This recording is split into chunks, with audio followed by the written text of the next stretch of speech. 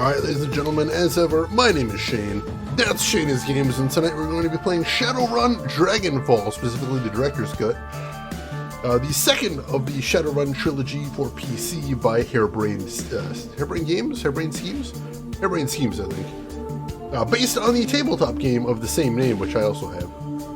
This will be our first time playing it, so if you just joined us, you haven't missed a thing, but if you'd like to check out some of the games I've played in the past, be them obscure, unusual, or nostalgic, feel free to check out my YouTube channel. But for tonight, let us get into the game, shall we? This music is so good. I love the music they have in the Shadowrun games. Let's see, Praximo, I played all the Shadowruns except Hong Kong, and this is my favorite. I think that's actually pretty common. From the sentiment I was getting from reading reviews and talking to people, it seems like pretty much everybody likes Dragonfall as their favorite. And I liked the first one, so I think I'm going to like this one too, so I'm excited. Emperor, I love it, but I'll never experience it for the first time again, although I think it does help watching somebody play it on Twitch. I have definitely watched some of my favorite games on Twitch, and watching someone else experience it for the first time, you get some vicarious vibes in there, which is nice. I do like that. Oh, nice, Emperor! That's awesome, that's awesome. So let's see, the year is 2054. The promise of opportunity and anonymity draws you to the free city of Berlin, the Flux State, a grand experiment in social order. Corporations tread carefully here. Even the great dragon Lofweir only has so much sway in the constantly evolving power structure of Berlin. The perfect place for a savvy Shadowrunner to disappear and begin anew. If only it were that simple. It's a good setup right there. I will do my best to make it worth your while there, Emperor. Alright, so let's check out the difficulties in here. What does it actually say? I don't think it actually gives descriptions for them, unfortunately. Alright, so normal difficulty provides a balanced combat experience and is suitable for most new players. We recommend hard difficulty for turn-based combat veterans looking for a tactical challenge. But we're gonna do normal. I'm pretty happy with that. Let's continue there. And we start out with the create a character, of course. So we're going to go male. In the world of Shadowrun, there are no statistical differences between males or females. That's merely a cosmetic choice. So let's look at all the different classes or races they have in here, I should say. Humans were the only race on Earth until the Awakening in 2012. Now they find themselves the definition of average or even normal. They are still the most populous race in the world and thus control many of the most powerful, moneyed, and important positions in society. All humans have a +3 to karma to start the game. We've got Elves. Many people, especially other metahuman races, see Elves as the most fortunate metahumans. They are more attractive and socially acceptable than the other metahumans. Elves are taller than humans, but have a more slender build. Their hair is usually thicker, longer, and more luxurious than average, and their ears come to a point. All Elves have a +1 to charisma. Make it orky? Probably not, but I'll get to why in a second. That's a Gamagumo. I love the weird neo-noir narration these games have. It's a vibe. I love it very much. Dwarves are the shortest of the metahuman races. To compensate, their torso and shoulders are wider than their size would indicate. Zigcat, this is my 34th month now. 34 rules. Don't search for rule 34, please don't. Zigcat, thank you so much for not just 34 months of support, but a tier 2 as well. That means a lot, Zig. Seriously, thank you for all that. It really does help, and it means a ton to me. Thank you. I really appreciate that. And as always, a pleasure having you in here with us. So let's see. Dwarves. Their strength is equal to and sometimes greater than the larger races. A side effect of their metahuman nature is increased resistance to pathogens and magics that attack from within. All dwarves have a +1 to willpower. Alright, so let's see, next is Orcs. Orcs are the fastest breeding race and now are second only to humans in world population. Their size leads to an intimidating silhouette, and they have a body that can take more physical damage than average.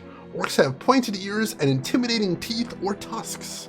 All orcs have +1 to body. And finally, Trolls. Trolls are the largest metahuman race. Heavy prejudice against them has led people to assume Trolls have lowered intelligence, but in reality, there is no proof to this. Trolls have pointed ears, intimidating teeth or tusks, and many have horn-like growths that other metahumans do not manifest. All trolls have a +1 to body and +1 to strength. So basically what we've got here is trolls are the tough ones. But they're very much spec'd to toughness and nothing else. Orcs are tough, but they've got some flexibility. Dwarves are surprisingly the best spellcasters in the game. Elves are very speedy and have humongous charisma. And humans have just tons and tons of flexibility.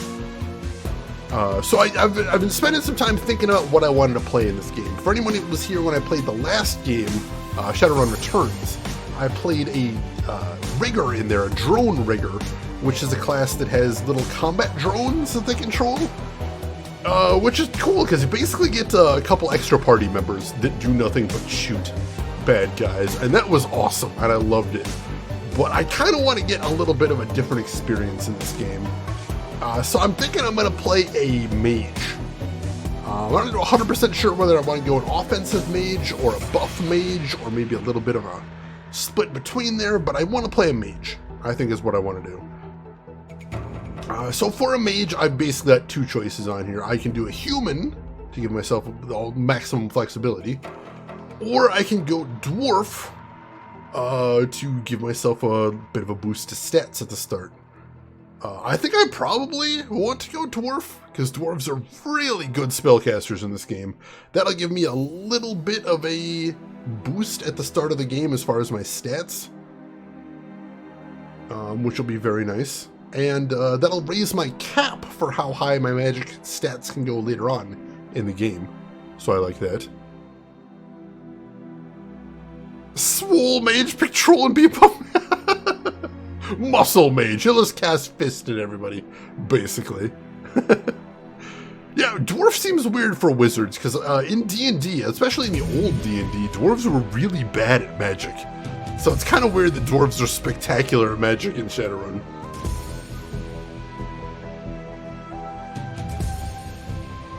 But here we are. Major Armstrong! Oh god. So yeah, I think we're going to go ahead and pick Dwarf. And then here are the classes archetypes we have available to us. We've got Street Samurai. The Street Samurai is a freelance operative and follows the code of street honor. They are learned in the ways of traditional samurai warrior and in the practices of modern combat.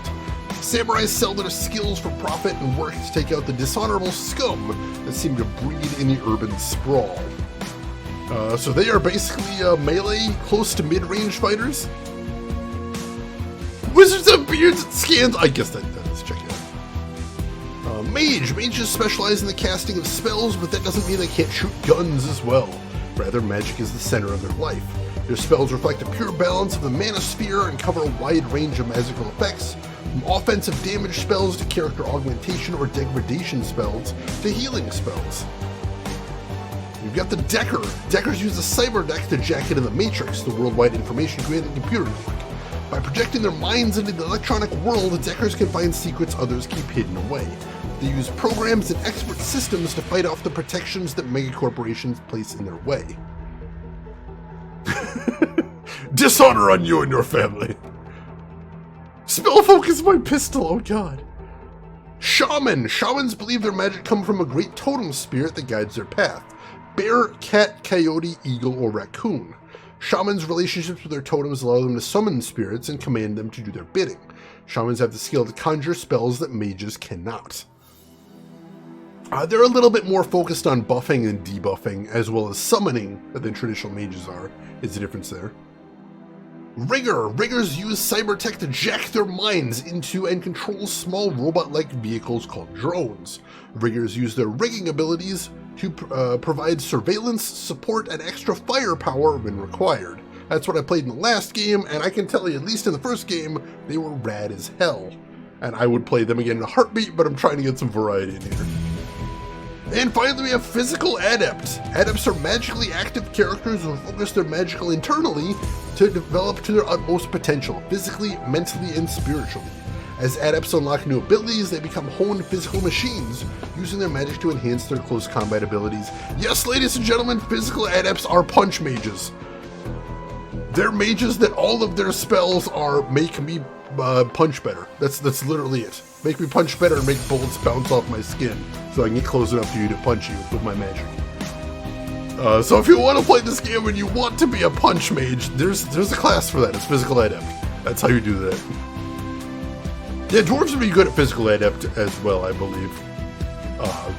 That's another possibility there. Punching your problems is a way of life. It's a whole philosophy right there. If you jack into devices, do you also jack out of them constantly? Just in and out, in and out. So yeah, we're gonna play Mage. We are gonna play Mage. So now I get to choose my my little silhouette and what my character looks like. So let's see what we got. We got a bunch of options here. I mean, I am playing a dwarf, so I probably should choose a dwarfy character. This guy looks kind of mage-like, so that seems like a strong possibility.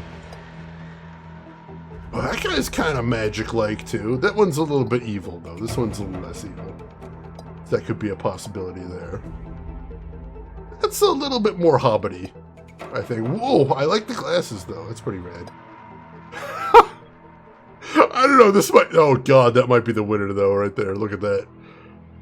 Hey, Chris Technician, welcome in. How are you doing today? These are some rad dwarves. Holy crap. We've got... Oh, there's so many good contenders here. Holy crap. How am I supposed to pick? Oh, they're all so cool. I don't know. I think I'm going to go with my gut on this. I'm going to take this guy.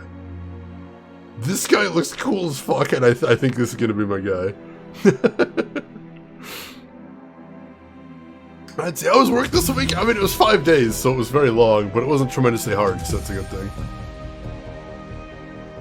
You're supposed to pick with difficulty. Yeah, it's just so many choices there. It's not going to be an easy choice, which is cool. That is cool. I like it. So yeah, we're going to go with this guy, because number one, he's got some sort of charm, like sewn into his beard, if you see down there, which is rad. And he's got the goggles, and he's got the scowl going on. Also, if you notice, his hair is business in the front, and yet it's party in the back as well. I respect this.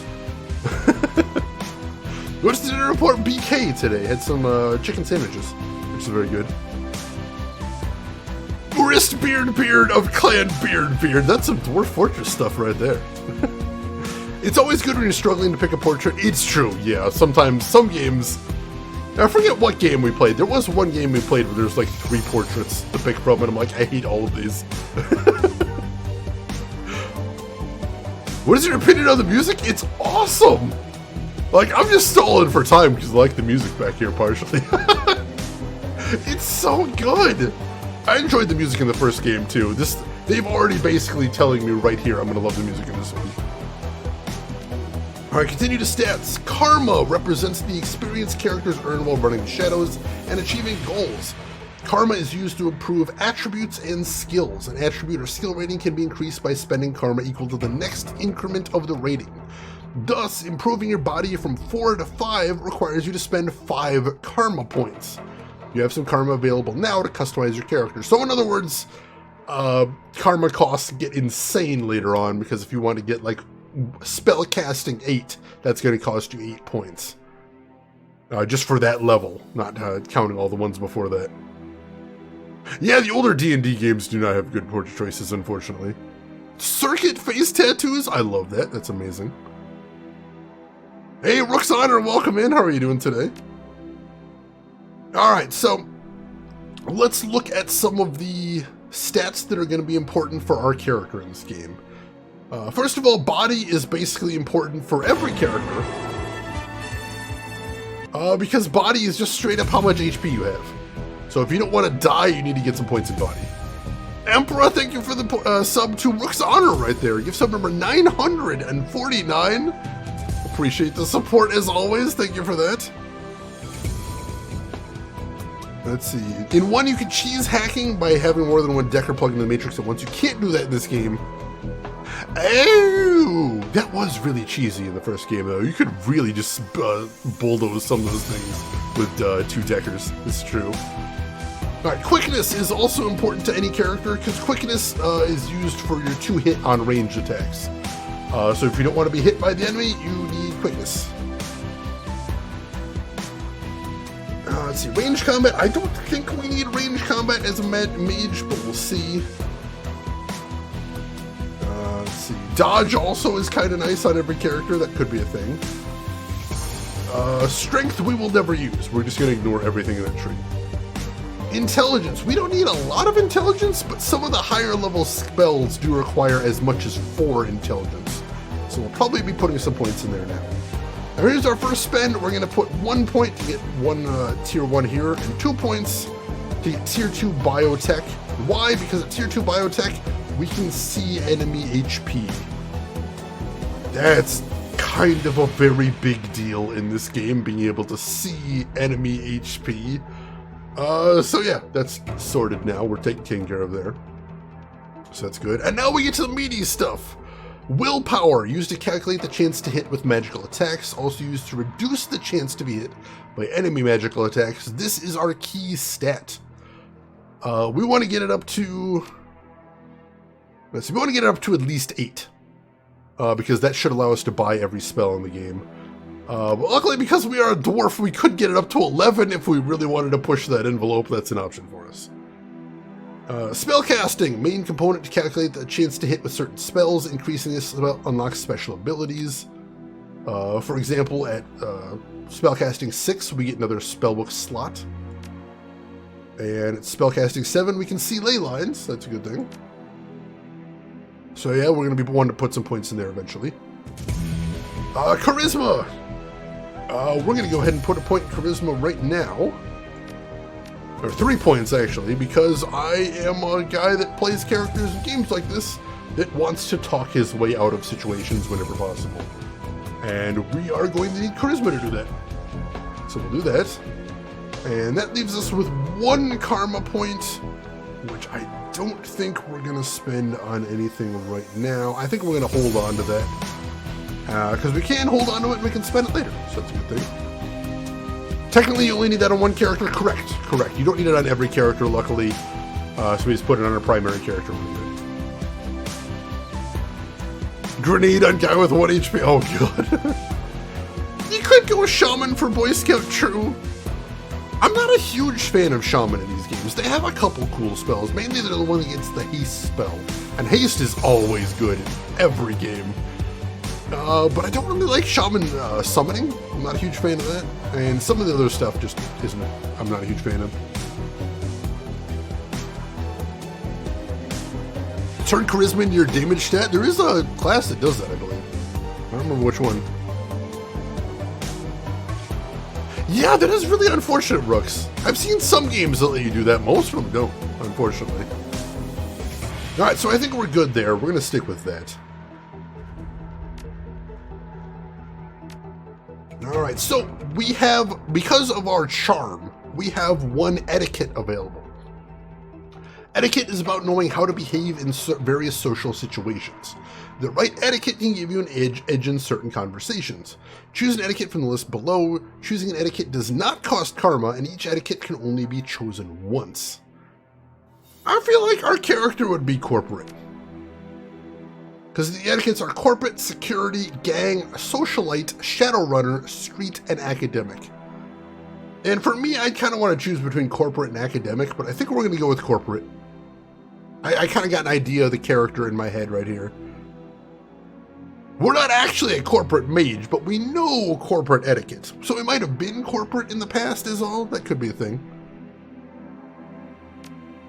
Alright, many runners use a street name, handle, or working name. Let's see, names like Halfjack or Lady Z. Others stick with their given name or adopt a nickname. Ooh, we have to choose a nickname. That's really interesting. Oh, what do we choose for this? That's really hard.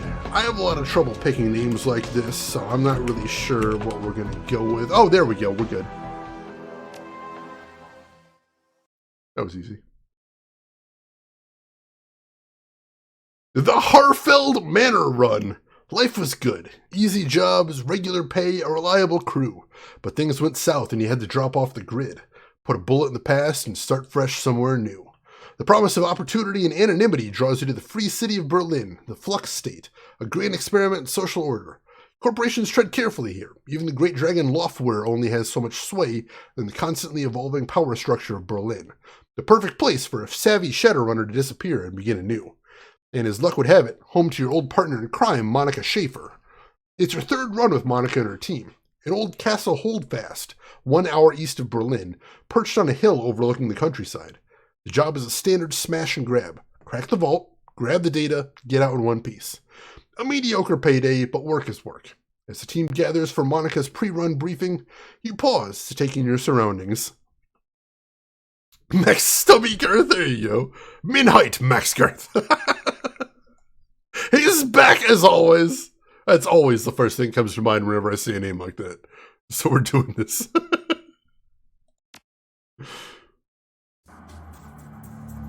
The Heartfelt Manor, 2054, 1 hour east of Berlin.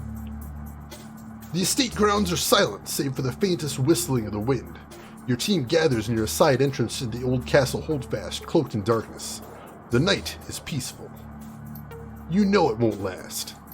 You know it for what it is, a pleasant illusion that will shatter at the sound of the first gunshot. Listen up, folks. Monica Schaefer, you ran with her back in the day. Watched her get her first data jack. Now she's your team leader, with a Drekhot Decker to boot. We're on a tight timetable. I want to enter the estate, find the basement, open the data vault, extract the files, and bolt. 10 minutes, top to bottom.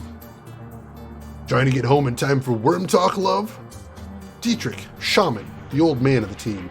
He smiles at her, his facial tattoos writhing in the moonlight. Monica's eyes twinkle with mischief. Maybe. How many times have I told you? You can't trust anything that comes out of a dragon's mouth. That trash will rot your brain. She grins. It's educational. Besides, this should be a milk run. Security is supposed to be light. Few automatic weapons, no armor. With a little luck, they'll never know we were here. Works for me. Let's get paid. Monica's smile returns, more wistful this time. The moonlight catches her face at a strange angle. Just like old times, eh, Max? I won't argue with sentiment, but I prefer we exercise caution. Glory! Razor-clawed street samurai. Her voice is cold and neutral, her expression placid. They may only be private security, but their bullets don't know that. I can patch you up if I have to, but I'd rather not have to. You people need to relax. We're professionals, remember? Monica raises her arm and speaks into her wrist-mounted comlink. A darkened face shimmers onto the view screen. Iger, are you in position? The comlink crackles and the response comes back low and soft, softer than you expect from a troll. Affirmative. Their alarm lines have been cut, and I have a clear line of fire on the estate service entrance. When you exit the building, the path will be clear. Excellent. Thank you, Iger. Just doing my job. Iger out. The comlink goes dark. Monica winks at you as she drops her arm. See? We're professionals. Alright, people, enough chatter. Our client wants the data from the vault, so we get him the data from the vault. Quick, quiet, and quick. You said quick twice. She grins. Worm talk's on tonight. Glory raises an eyebrow. Slightly. I told you, it's educational. Get your stuff and we'll head in. Alright, new objective, we get our stuff from the van. Hang on a second. Zigcat, hang on. Hang on. Zigcat just sent me a gift copy of Shadowrun Hong Kong. Zigcat! Mr. Chanel Esquire von Shadowhausen, finger slipped, sorry, but at least you get the next one and the soundtrack. Zigcat, thank you so much for that, holy crap. That is awesome of you, Zig, I appreciate that. And yeah, I'll take that, thank you. I was gonna pick up a copy once we got around to playing that one, but yeah, I'll take it, I'll take it. Thank you so much for that. Also, let me get caught up on chat a little bit here. Kirby Pink, welcome in. Did you play the SNES version of the Genesis? I have played the SNES version, I have not beaten it though. But yeah, the SNES one was so cool. Such a unique game for the Super Nintendo too, which is wild. Girth Brooks! Oh, that's amazing. Just name yourself after a Transformer, that works too. Shadowrun mission starting light and humorous. Uh-oh. Uh-oh, that's a problem. Yeah, anytime anybody says this should be a milk run, somebody's gonna die. Somebody's absolutely gonna die in this run. Tarek Silver, welcome in. How are you doing today? Hope you're doing good. You'll be busy with this game for a bit. Yeah, from what I understand, I'll be playing it all this week and all next week, which I'm fine with. I enjoyed the first one. Alright, your gear and some weapons lie in the back of the van. So first we grab a weapon. I don't think... Excuse me. I don't think we'll be using our weapon all that much in this game. Because mages have like a basic spell that they can cast anytime. So we're probably going to be using that instead of an actual gun. Because of that, I think I'm going to grab the shotgun. Because basically, my character won't be very good at melee at all. Will be a little bit squishy. So a shotgun will be a little bit of a deterrent, I think, if something does get close enough to try and melee me. Whereas if somebody isn't close enough to melee me, I've got plenty of other options. So I think that's what I'm going to go with. I think I'll go with shotgun for right now.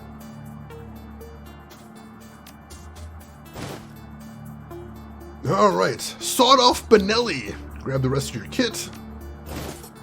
Power Bolt, Mana Bolt, Heal Wound. Those are my spells right there. It's got to be a sawed-off shotgun to be on brand with this character. True, true. Anything and everything can be solved with a shotgun unless you're trying to snipe, in which case, please don't. That will end in tragedy. You grab your running gear from a worn duffel bag near the weaponry. Alright. Time to head for the building then. So the controls here is I'm clicking the move and I'm using the arrow keys to scroll the map. Which kind of requires a little bit of a reach here, but I don't need to be... I have my hand on the arrow keys at all times, so it should be fine. Sawed-off Shotty from the Sawed-off Shorty, please! That's amazing! That's gonna be the name of his debut album right there. Please! Alright, let's head inside.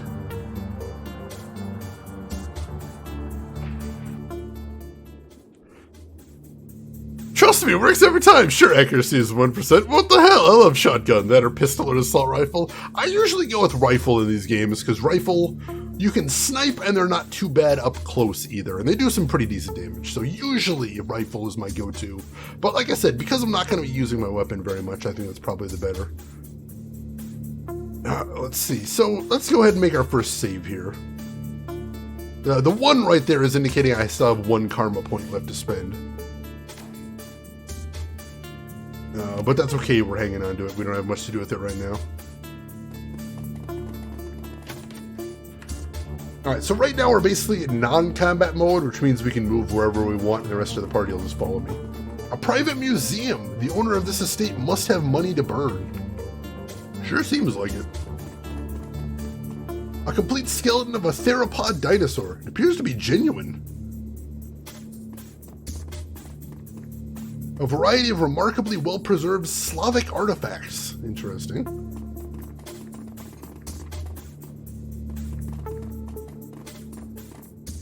The vase in this case looks both very old and very valuable. A fine scrollwork of lapis and gold leaf decorates its exterior, and the interior shimmers with the organic beauty of abalone shell. Your fixer could probably move this thing in a heartbeat.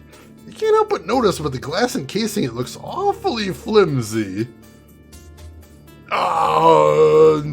No, we're gonna walk away and maybe come back for it later, because that seems like a trap. That feels like a trap. No thanks. We're trying to do this nice and quiet. So far, let's not. Team Beast activated, oh god!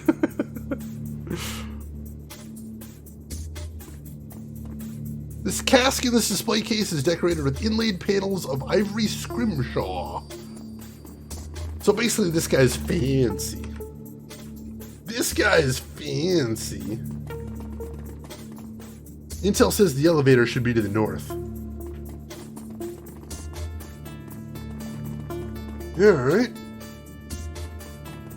Let's take a look to the north then. Intruders in my position! Oh crap, alright. We've been made!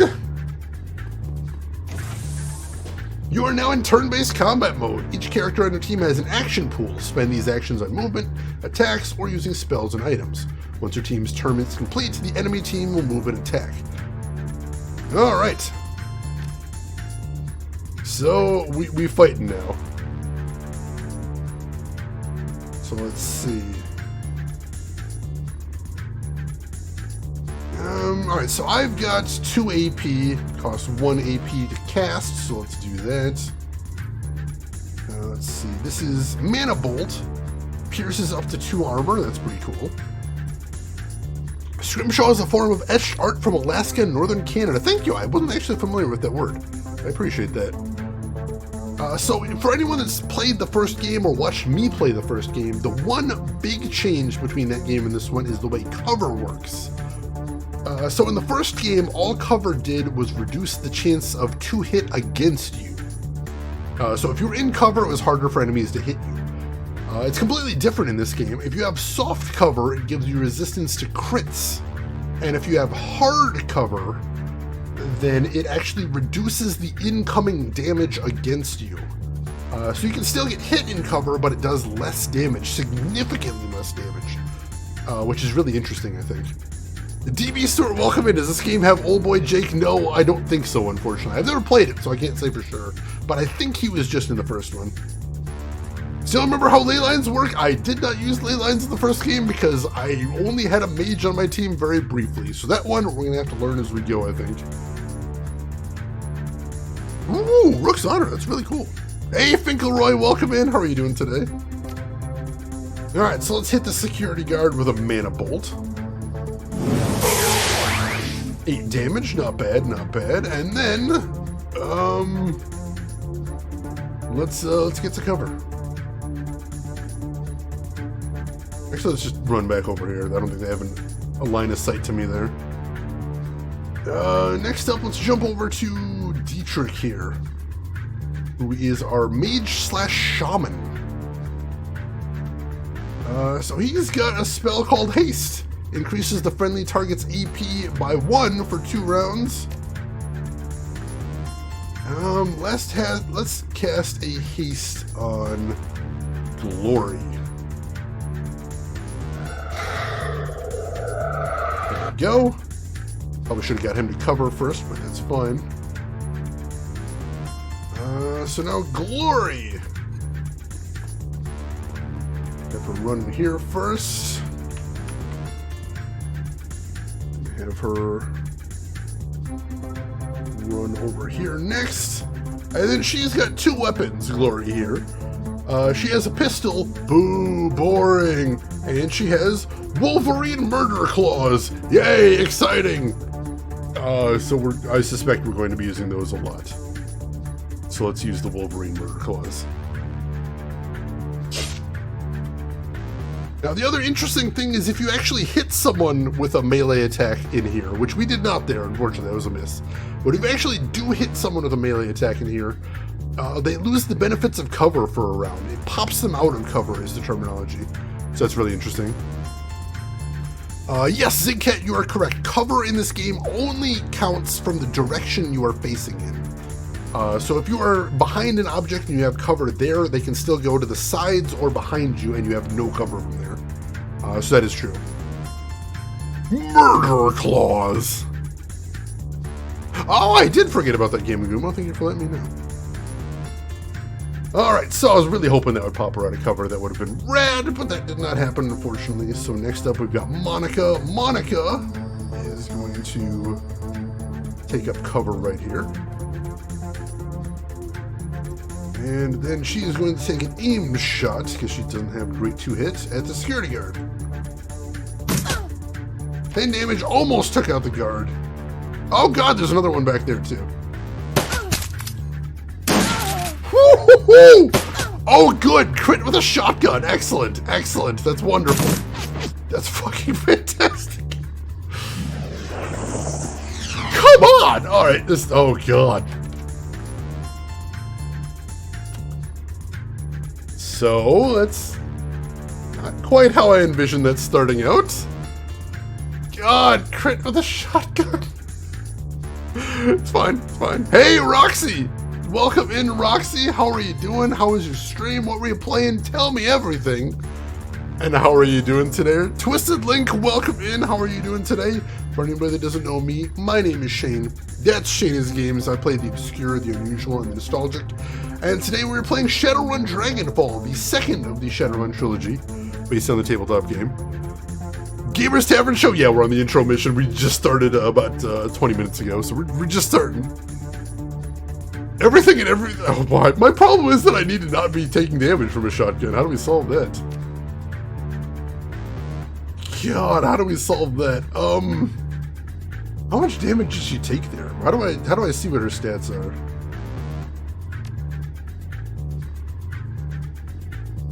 I don't know. How do I actually see how many HP she has total? That's what I need to do right there. Activate Adrenal Pump. User gains +1 AP for 3 rounds. Ooh, with a 6-round cooldown. That's pretty cool. I mean, I see the bar there, but I want numbers. Where do I get hard numbers is what I'm looking for. She's at half health, but how much is half? Over a character bar? See, even then it's only giving me a bar. Where's the numbers? Party submenu? I guess we could do that. Now, let's see. Alright, so she's down about 25. Alright, that kind of stings. Alright, so I'm going to have her use an advanced med kit on herself. Because, jeez. Oh, that stings. There we go. Then I'm going to have her move over here. Give her a little bit of cover. And then finish off this security guard. Wow, that's a meaty noise. I like that. I like that a lot. Let's see. What do we want to do next? Is that squish? Holy crap. Let's see. Roxy, you were playing Sea of Thieves with your brother and his friend. Then we ended it looking nonsense bids and chatting. Oh, that sounds like a nice chill end of the stream right there. What did you think of Sea of Thieves overall? Every time I look at that, I'm like, oh, this game looks amazing. This game looks like a game I would have a lot of fun with. So I figure it's only a matter of time before I get into this. But I hope you had fun with it. It looked really cool. Alright, who else is causing problems for me here? So we've got the security guard right there. That asshole. We've got a security grenadier back there. Oh god, there's so many dudes in here. That is definitely a problem.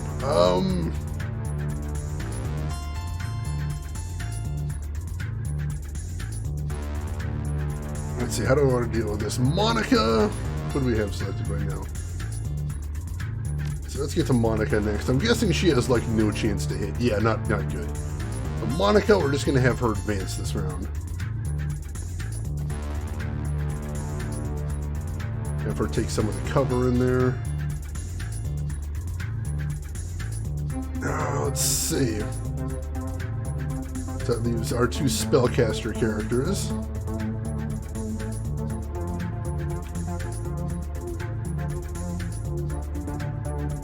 What's the range on this? Oh wow, we can get super far away with that. Not far enough to actually, you know, get anybody that I need him to get, but got pretty good range on it.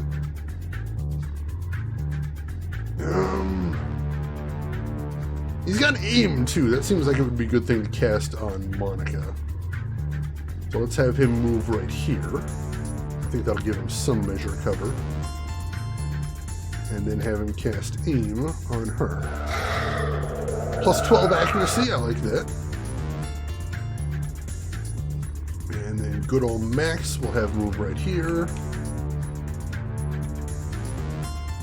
And then I'll have him cast his Power Bolt, which is his basic spell, on Security Guard right here, which he has a decent 2-hit. I missed anyway, though. It's unfortunate. Alright. Oh, there's that guy coming up behind us. I forgot about him. Whew. There's the shotgun guy. At least he's close, I suppose. And decided to forego cover, which is awesome. Ow. Everybody's friendly friend. Everyone's friendly friend. Sea of Thieves is fun, but I'm not a PvP fan, and that can be a big part of the... I gotcha. Yes, that's fair. I'm not a big fan of PvP either. Very much prefer PvE, especially co-op PvE. So that's fair. Alright, Emperor, enjoy your work, Lurk. Glad to have you with us. Dietrich's your favorite. Interesting. Dietrich, when I was researching the game, Dietrich is one of the characters I was considering leaving at home. So we'll see how that ends up playing out. Alright, let's start with Monica right here. We need to take down Shoddy Guy. That is non-negotiable. That dude needs to die. So let's hit him with Burst Fire right here. Because Burst Fire is 2 attacks in 1 action, and it increases the chance of critical and uses 5 bullets. Well, we got 99% 2 hits, so I'm excited about the possibility of this. Wow, he's extremely dead. That's 2 crits for 40 damage total. Beautiful. Beautiful. Roxy, I gotta get some food, so I'm gonna lurk. I'm looking forward to seeing you play this. Oh, thanks you, Roxy. Hope you get something tasty to eat, and we'll see you in a bit. Whew. Dietrich is basically me, old-ass punk who's just done with everything. I do like that. It sounds like a cool character. Archetype, if nothing else. Alright, Glory. I think Glory's gonna have to go, Actually, how fast can Glory move?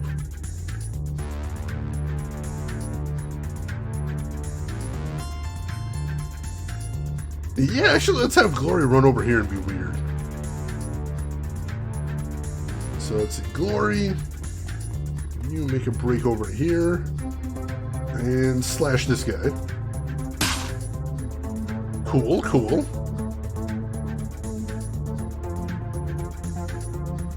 Then let's see, Dietrich. What does he get available right here?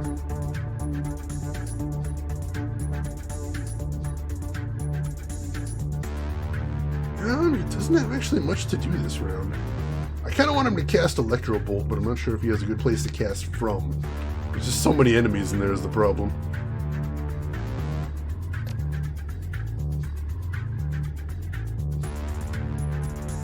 Yeah, no, his 2 hit percentages are not great from where he's at. I'll try having him change positions in a second. For right now, I'm going to have Max Girth advance. Glory is a living Ginsu knife. I love it. I love it. Yeah, haste is... There's never a reason not to be using haste all the time. Does this even sell sound clips on their weapons? I hope so. That'd be pretty rad. Alright, and then Mana Bolt on...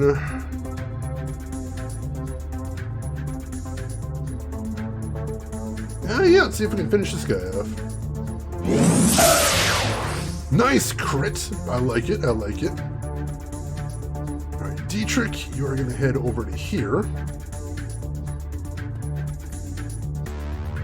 Oh, that was 2 AP, so we can't cast that from over there. Shoot. Alright, in that case, he's going to just cast aim on Max Girth. Actually, no, can he cast heal on him? Yeah, let's go ahead and heal him. He did take a little bit of damage. Plus 9 HP, that's a big heal. Oh, we're gonna have to deal with that guy next turn, alright. He's gonna catch us out in the open if we're not careful. Whew! Glad we had cover for that. We had cover for that too. That's, oh man, that's a lot of damage. I think we're gonna need some AoE this turn. So Dietrich? Oh, from where he's at, he doesn't have a good line of sight for his AoE, unfortunately. Nah, from there he can't hit multiple people with that AoE. Shoot! Alright, forget that for a second. Let's get Glory out. Hang on. Glory's got a flashbang grenade.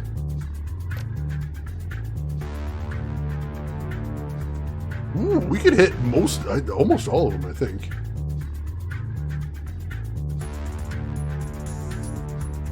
Let's try that.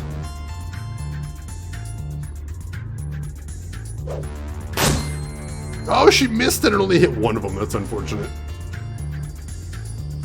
Corners don't count as cover. That is a little frustrating. It's true. Alright, so what do we want to do next? Let's see if we can take him out with the power of Burst Fire.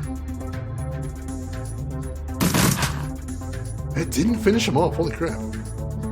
That guy is sturdy. We'll just hit him with a Power Bolt. That'll definitely finish him off.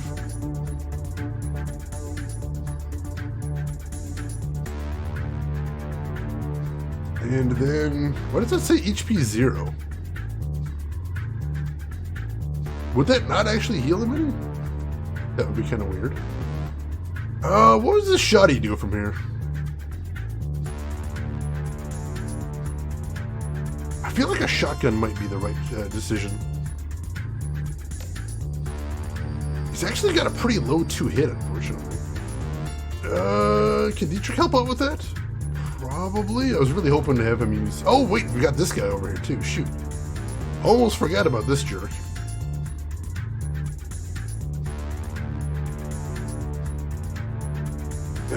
Yeah, we gotta deal with him first, dang it. Alright, let's hit him with this. Wow, he's dead. Holy crap, we critted with it. Alright, that works. That works, that's fine. Yeah, let's go ahead and try shoddy on these guys.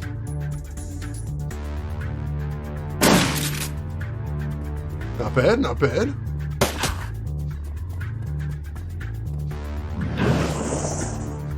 Oh, he's so damaged. We gotta get Glory over there to help him. Otherwise, he may be in trouble. Alright, Glory, you're on healing duty this turn. So let's have Glory rush over here. Oh, damn it, she's not hasted anymore. Shoot. Can we haste her after the fact? We can! Awesome. Alright, Glory's got one again. So let's use Advanced Medkit on Max Girth. There we go, he's definitely feeling better. Alright. Wasn't pretty, but we got through. What are we doing next? What are we doing next? We still got Monica and Max. And we got the security mage right there.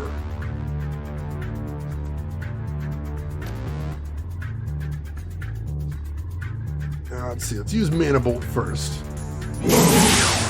Nice crit.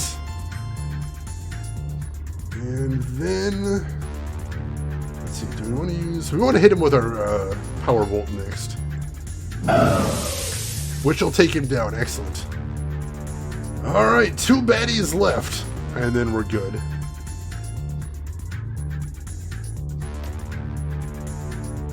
So let's see, I'm going to have Monica use aim shot on this guy, because she doesn't have a great 2-hit right now. That'll do a little bit of damage, I like that. Hey, Soviet Idiot, welcome in. How are you doing today? Hope you're doing well. And we'll have her put down one more bullet, too. There we go. Healing? You jerk! Grenades? You jerk! Unacceptable. Alright, Glory, it's murder time. So let's have Glory race over here. And then just tear this guy a new one. Beautiful, beautiful. Then Max should be able to finish him off with a Power Bolt. Or 2 Power Bolts? There we go. And then Monica. I'd like to find her some better cover if I could. It's not ideal, but I'll have her take up over here. And then Dietrich is going to run over here. And he's going to throw a heal spell on Glory. Cool. And he misses. That's lovely. Just woke up. Well, good morning, Soviet. 1,000 years dungeon! Alright, let us start with Glory to pop him out of cover, because screw this guy and his cover. Run over here, hit him with the murder claws. And you can see now he's standing to represent the fact that he just lost his cover bonus. Ha ha! Alright, let's give Monica an aim. There we go, better accuracy for her. And then she is going to do a burst fire on this guy, right? And he's toast! Alright! Wow, that was a lot harder than I was expecting. But here's another good thing about this game is after every battle you recover all of your wounds. The only exception is if one of your characters is knocked out to 0 HP, then they are out for the remainder of the run. They don't come back until the run is completely finished, which is terrifying, especially near the end game.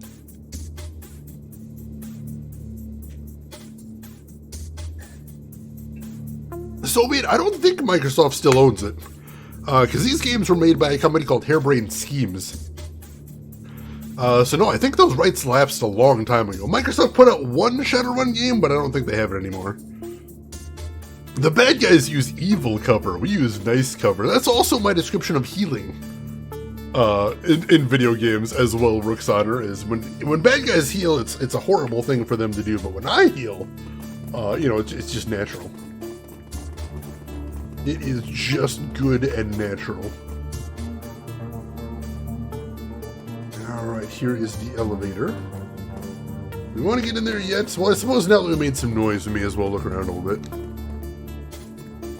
Yeah, Shadowrun for the 360 was just a bad idea. It was a weird use of the property, and I don't like that very much. The rights to the IP are owned by Tops. The tabletop game license is currently with Catalyst, and the video game rights are owned by Microsoft. Interesting. I know these games were made by Harebrained, but I believe Harebrained doesn't have any rights to the game anymore. If I can smash that display, we probably could. That's tempting. Let's see, security node. Security alert response plan, Quebec 6. Matrix operations locked, HTR team responding. Hey Monica, do you think you can crack this? The corner of her mouth lifts into a smirk. Step aside. Oh, and Max, I gotta ask, is the display on your TRID flashing 12 o'clock back at home?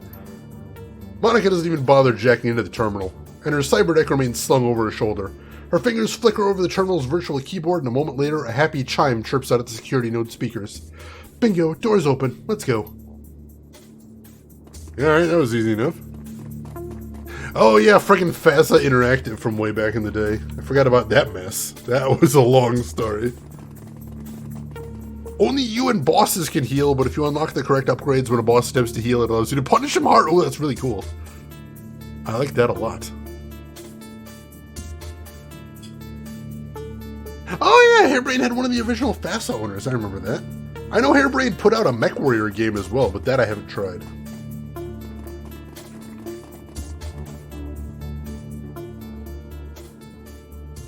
The vase looks every bit as enticing now as it did the first time you inspected it. Taking it now would be just as bad an idea, and the only option we have now is walk away. You will be mine, vase. It's only a matter of time.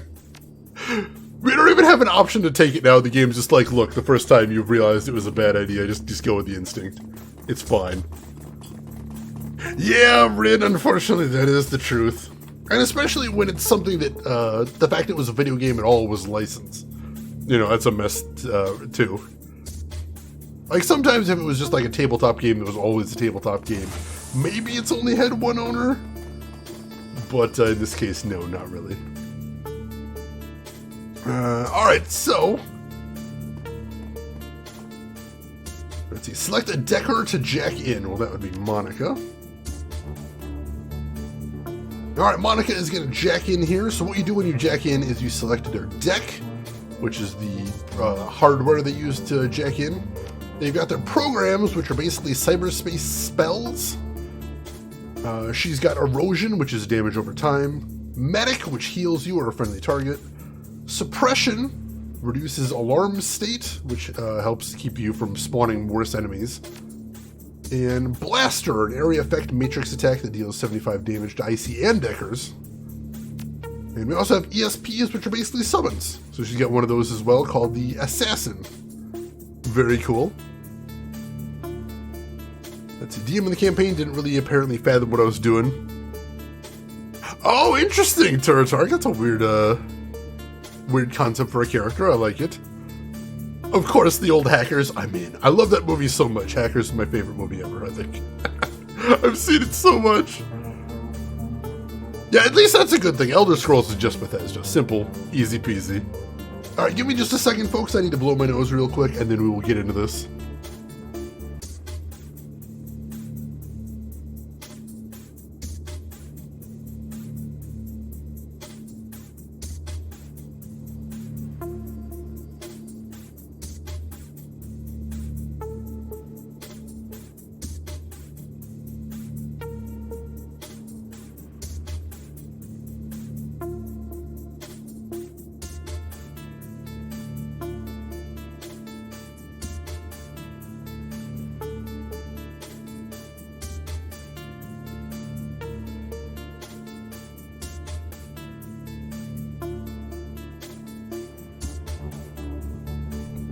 Alright, here's the thing. I see you all saying mean things about my sweet baby in the movie Hackers.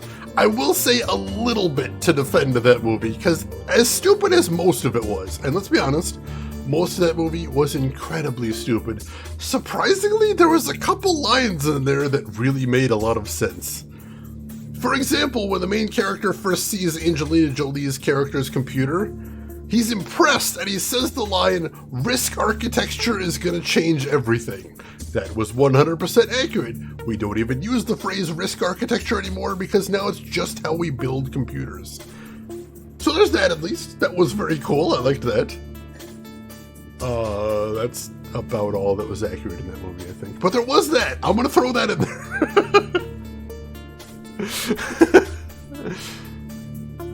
Wasn't PS2 Risk? I think so. Risk is basically a way that you arrange components on a motherboard so that things that need to talk to each other more frequently you put closer, which over the course of hundreds of thousands of communications actually saves you a lot of time, which is interesting. Hackers does have Pendulum in it, surprisingly, which is super weird. I don't know what he's doing in that movie, but he's in there.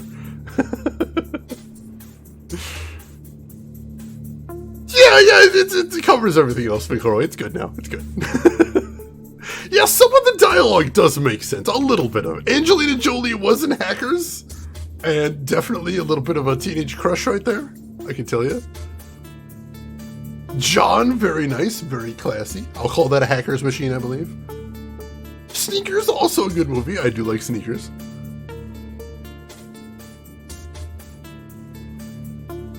Oh yeah, the old Captain Crunch technique. That does work. That is a thing, most definitely. I love Hackers, though. I love it so much. I feel like it's almost a rule that if you're in IT, you kind of need to love Hackers. Like, partially ironically, but it just makes me happy watching it. It really does. No, you're entitled to your opinions on Hackers. I know it's a bad movie. I'm not an idiot. I know it's a terrible movie. I just love that terrible movie. Alright, we got some baddies here. I'm going to take cover first, because we need that cover. And then I'm going to go ahead and drop my summon. Which unfortunately I can't drop him into cover, which kind of sucks. So we just throw him down right there. There's my assassin. Assassin has 2 AP, so I'm going to have him take some cover right here. And then he's got a powerful attack called Assassinate. I love it. Go and hit this guy. Wow, okay. Those guys have a ton of movement. What in the heck? Alright, so I remember she has a AoE. I need him to get out of the way first if I'm going to cast that. So let's have him go first. Have him get over here. That should be out of the blast radius. And then I'll switch back to her. Cast the AoE.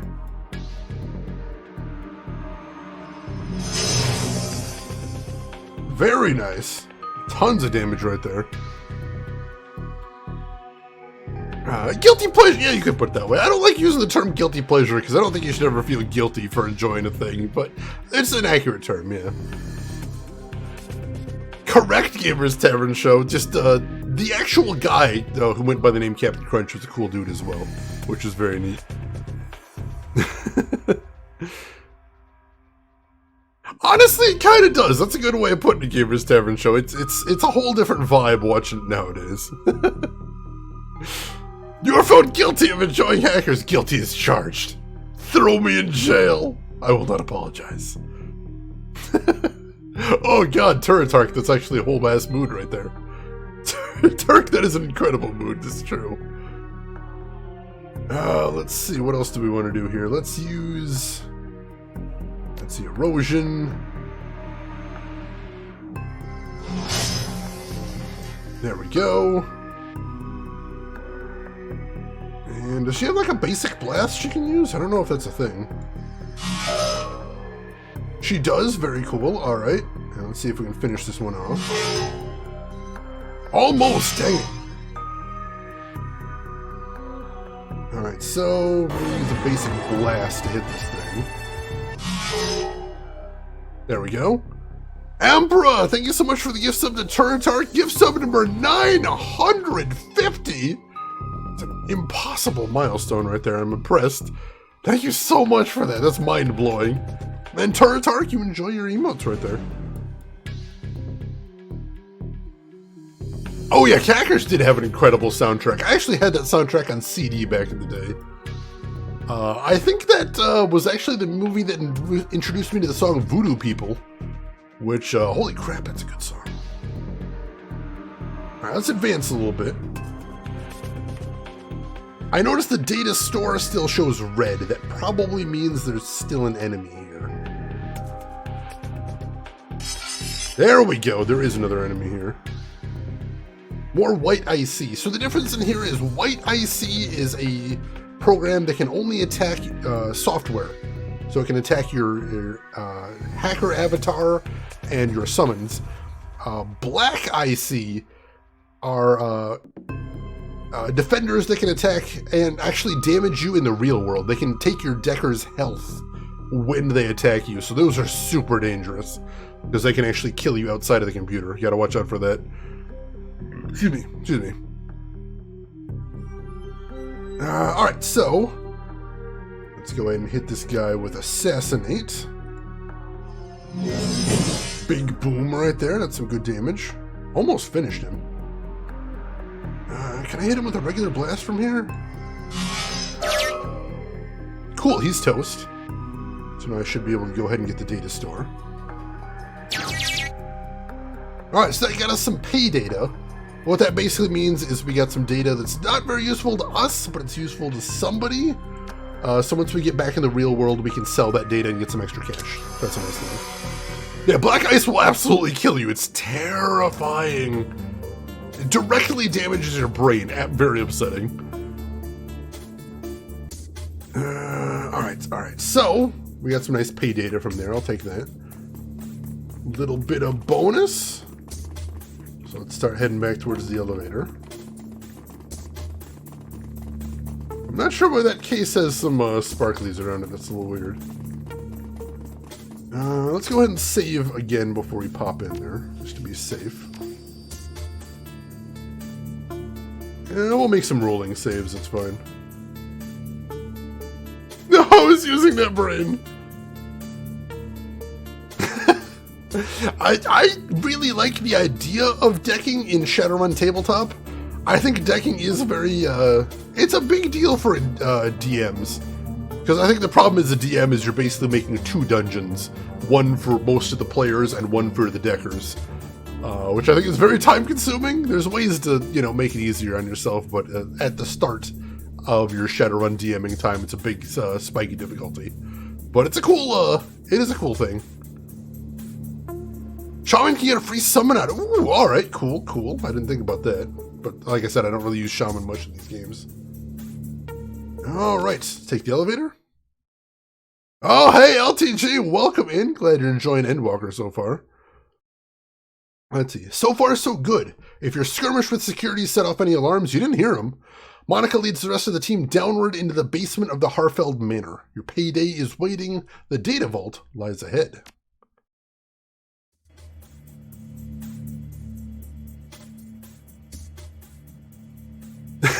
Yeah, Law & Order is one of those shows that was pretty much any cop show or lawyer show on TV has typically been very bad about technology. Law & Order wasn't even the worst one. CSI had no idea how computers work, and it was just disgusting. Also, NCIS also had no idea how computers worked. It was absolutely appalling. Let's see. Sky, welcome in. Sky, how are you doing today? How's your week been? Glad to have you with us. Zoom and enhance, that was only the tip of the iceberg. It really was. Whew, geez, LTG. I suppose it's a good thing that the game's so healthy, though, at least. That is good. Yeah, I remember that one, Gamers Tavern. Oh, it hurt me so much. It hurt me. I remember, probably the worst one is there was a very infamous episode of one of the one of the CSI spin-offs. I don't remember which one. Where they were investigating a crime through Second Life. I think it may have actually been like an advertisement for Second Life. And there was a part where they were trying to trace someone in-game, like actually trace their IP. And the way somehow they were tracing him in-game was by actually chasing them in-game.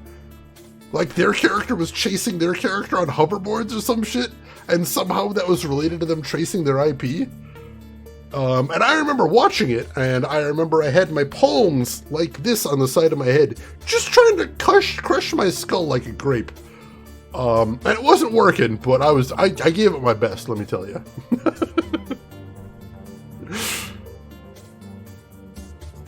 One new achievement that made you feel justified. Oh crap, LTG, did you already have that ready? Because that's impressive.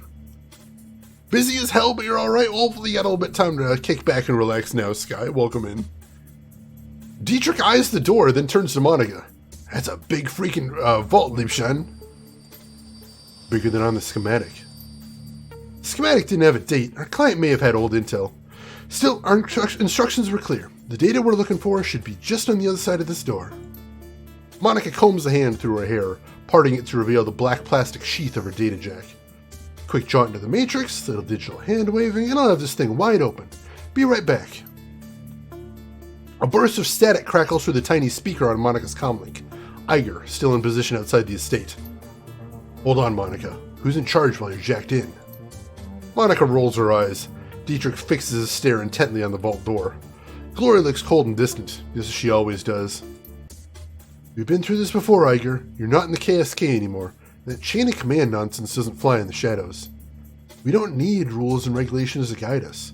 Same principles that apply to the Flux State. Please, spare me the lecture. Your politics have nothing to do with this. Best get used to it, Iger love. She sighs. Look, it's a simple question. Years of experience tell me that it needs an answer.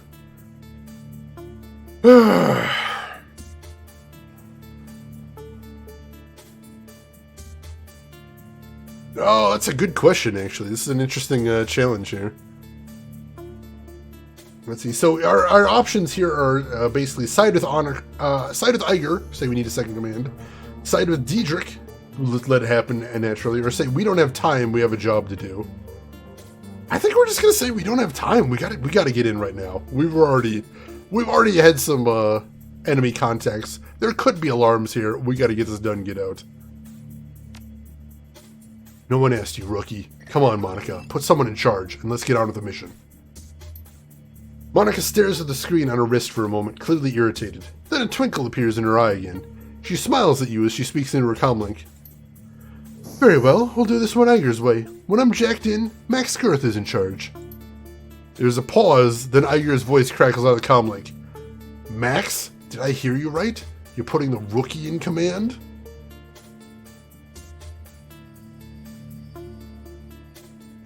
Let's see. Listen, Iger, you asked for a decision and you got one. This is ridiculous. I know that this is a joke to you, Monica, but I'm telling you. Iger, Monica's tone is all business. Evidently, she's heard enough. The decision's made. You have your answer. Acknowledged. Without another word, Iger's image flickers and fades from Monica's communicator. Sorry about that, Iger. Sorry about that. Iger can be inflexible. Legacy of a long military career. But she knows what she's doing, and she means well. Null sweat. I'll buy her a beer and talk it out after the run. Good man. Iger's skills and experience are invaluable to this team. It'd be good to have her on your side. Okay, enough chatter. Let's get this done. Monica turns towards the door, fingers poised on the controls of her cyberdeck, then glances back at you with a grin. See you on the other side. Then she punches in, projecting her consciousness into cyberspace. Her fingers harmonizing in the smooth rhythmic staccato that only an expert decker can achieve.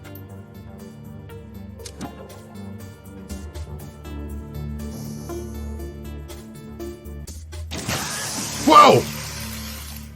Without warning, Monica's back arches violently and her head jerks back, silencing her terrible screams. Muscle spasms ripple through her face, and her jaw snaps shut, sending a mist of blood spraying from between her teeth. You look down to see a nub of pink flesh hit the floor, the tip of her tongue. The room explodes into action. Gloria leaps towards Monica, her hand outstretched to yank the cord from her data jack.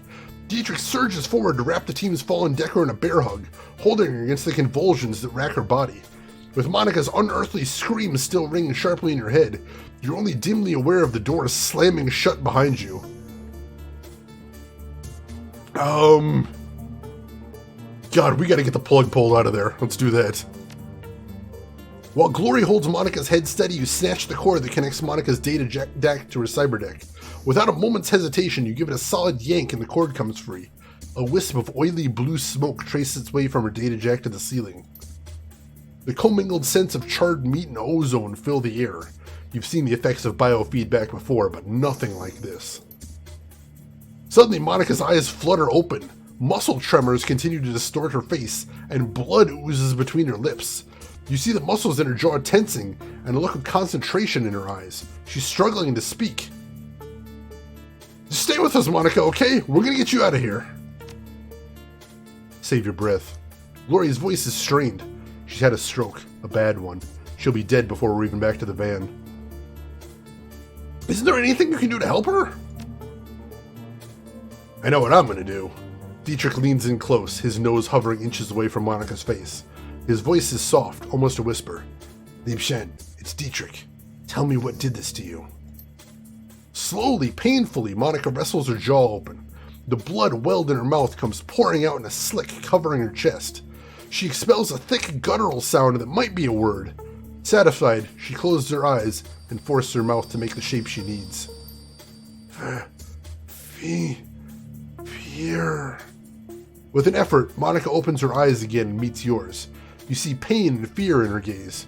And something else. Hope? Verschwinde. A sudden spasm jerks Monica's head back again. She grunts. Then her chin drops to her chest and her head lolls to one side. Her eyes fix on an object in the next room. A computer terminal. The soft light of a cursor blinks on its recessed screen. Slowly, she attempts to speak again, but the only sound that emerges is a long, strangled croak. A look of resignation washes over Monica's face, and she stops fighting.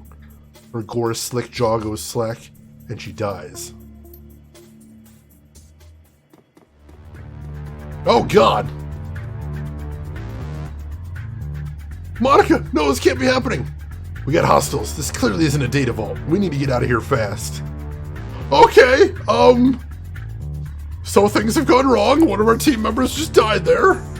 And, now we get guards. And it says the mission objective is keep the team alive.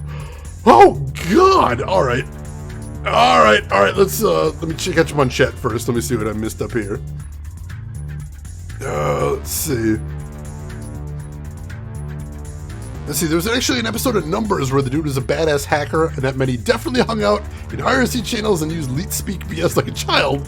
But it was all good because the lady in charge took a screenshot instead of actually logging the IRC channel. Oh, God. Technology.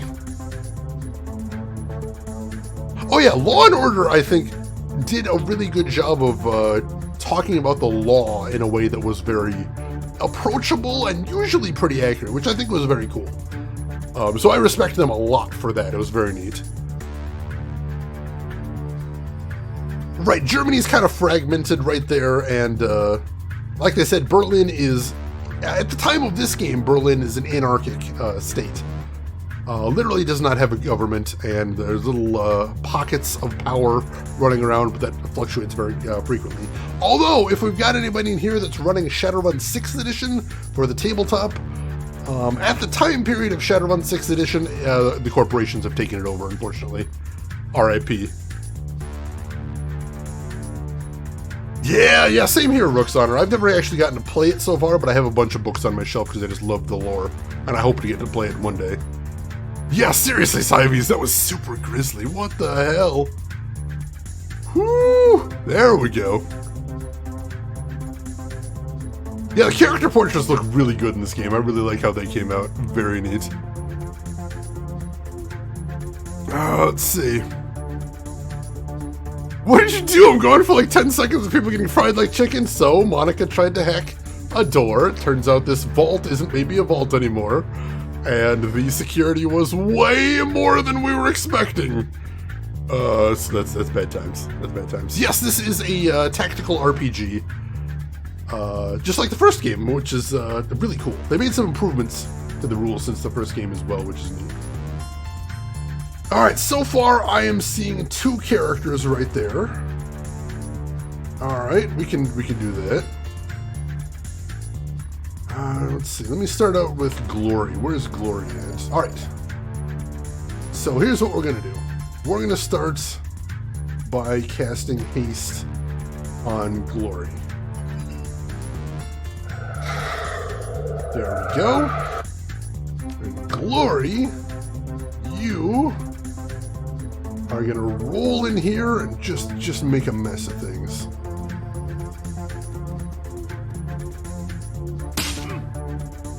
There we go. That popped him out of cover as well. I like that. I don't see any more baddies in here, but this is a big old room, so we gotta worry right here. Yeah, the SNES game was really cool. It was really hard. It was brutally hard, but it was a cool game. Most definitely. Let's see. Gimagumo, I saw you the first about 5 times you posted that. I understand. However, when you do a melee attack and move in one, you don't necessarily get to choose where you end your movement. And usually I am very neurotic, and I want to make sure exactly where I end my movement is where I want to be. So it does require spending an extra AP to do that, but sometimes I think that is the tactically correct decision, personally. Never die in a cutscene. If you die in a cutscene, you're not coming back. This is true. That's no matter how powerful your character is, no matter how good your magics are, you die in a cutscene, you're done for. Yes, I mean, I didn't do much melee in the first game either, but I think I want to try having a melee character in this game, because again, I want to change it up a little bit. And I think that could be interesting. Alright, we got enough EP to hit this guy again, but we missed. That's unfortunate. How do I want to do this now?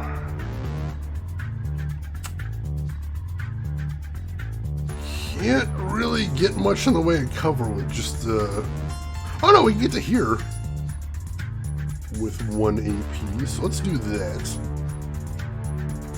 One up right here. And then mana bolt this guy. Nice crit. Almost finished him off. Oh, but he died to bleed damage! He died to bleed damage. Beautiful. Does that mean he only had 1 HP left? Oh, shit! I'm gonna say this makes up for that shoddy crit earlier. Those cancel each other out. My luck is normalized again now. We're in a good place again. Magic was useless in the first game? I wouldn't know, because I didn't really use any magic in the first game. There was one point in the first game where you had a shaman in your party for free. I used a little bit then, but otherwise I didn't use much. Hey, Punisher, welcome in. How are you doing today, Punisher? Hope you're doing good. No bully the 1 HP guy. I didn't. He just died. Already doing better than you did? Excellent, excellent. Did you play on normal, though? I'm curious. Let's see. Alright, I still only see that one guy there. So let's see. Glory. Can Glory get to him? Glory can get to him. I feel like we're going to have more baddies coming. And I'm not sure from where. I'm going to have her go over here, because I don't like her taking that direct route. I'm not super comfy with that. Let's have her rock up over here. And then hit him with that. Emperor, thank you for the gift sub to Punisher right there. Gift sub number 951 in the channel. I really appreciate that, Emperor. Thank you so much for that.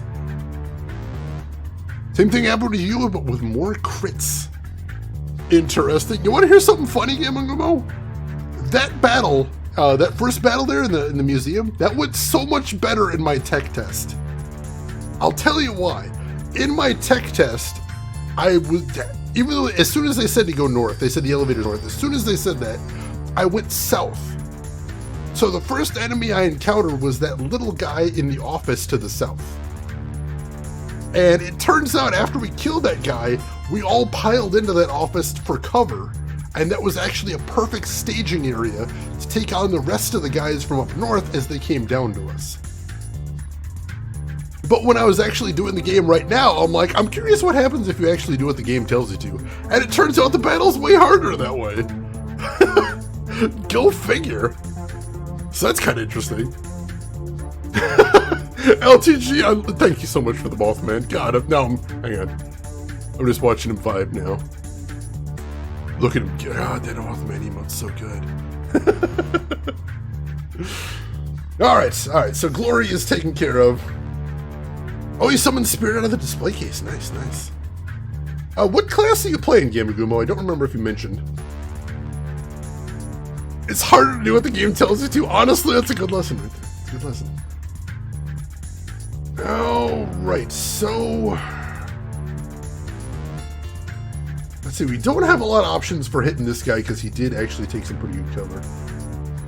So, let's go ahead and advance. I think I'm worried because there is a door over there. And there is a door over there. And there's probably a door over there, so... enemies could be coming at us from any direction. I am legitimately concerned about that. I'm gonna have him advanced over here. Dietrich, you are gonna rock up to here.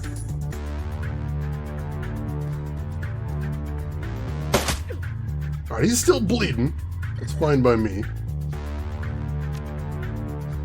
Alright, so run up on him.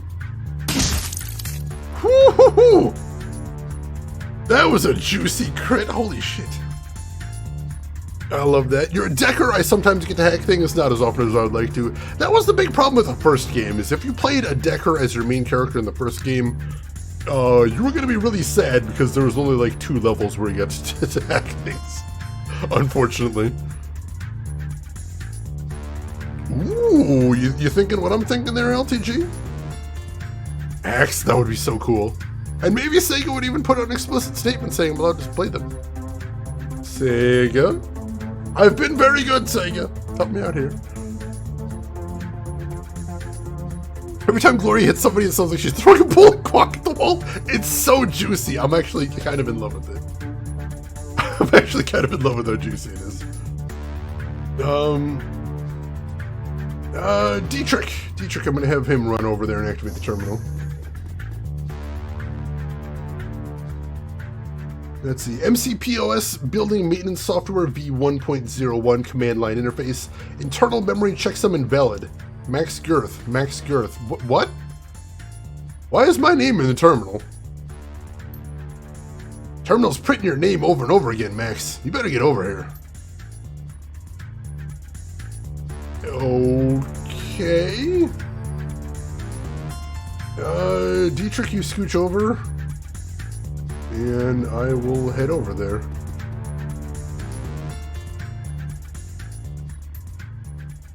Dietrich scans the room nervously.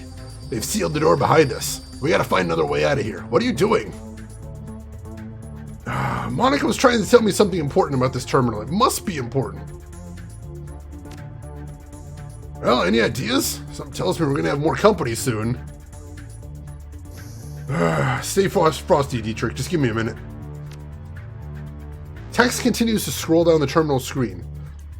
A problem has been detected with a core component of MCPOS. Restore MCPOS to factory default settings? Yes, no. Warning, restore process will take several minutes to execute. Connected doors and peripherals will be disarmed when complete. Alright, so if I run this, we've got to survive for several minutes with the doors on security mode. Oh, this could be dangerous. This could be dangerous. Oh, the sloop sound, please, Trey Dog, please. That'd be amazing. Alright, let's hit the S key. Processing request. 0% complete. As you watch, the number on the screen slowly begins to climb. Oh, this is going to take a while. You glance down at a second screen to see that the facility is on high alert. In place of a simple data vault, it seems you've stumbled upon some kind of massive underground complex. A map of the holdfast grounds indicates the security forces are en route from multiple angles. The door is currently being rebooted by the system's restore processor, flashing a dull red. If you're reading this display correctly, the only exit from this room is the holdfast old servant's entrance on the western side of the building. At that moment, Iger's image winked onto your comlink with a crackling sound. The image is grainy, flickering in and out. What's going on down there, rookie? Talk to me. Iger, new extraction point! Hold up, where's Monica? Let's see. I'm sorry, Iger. Monica didn't make it. Now we have to get out of here. Look for an old servant's entrance to the west of the main grounds. We'll rendezvous with you there. Iger's silence is thick, but when she finally responds, her tone is professional. Roger that. She cuts out without another word. Glory turns to face you, her movement smooth and robotic. Her voice comes out in a frosty monotone. What's the play, Max Girth?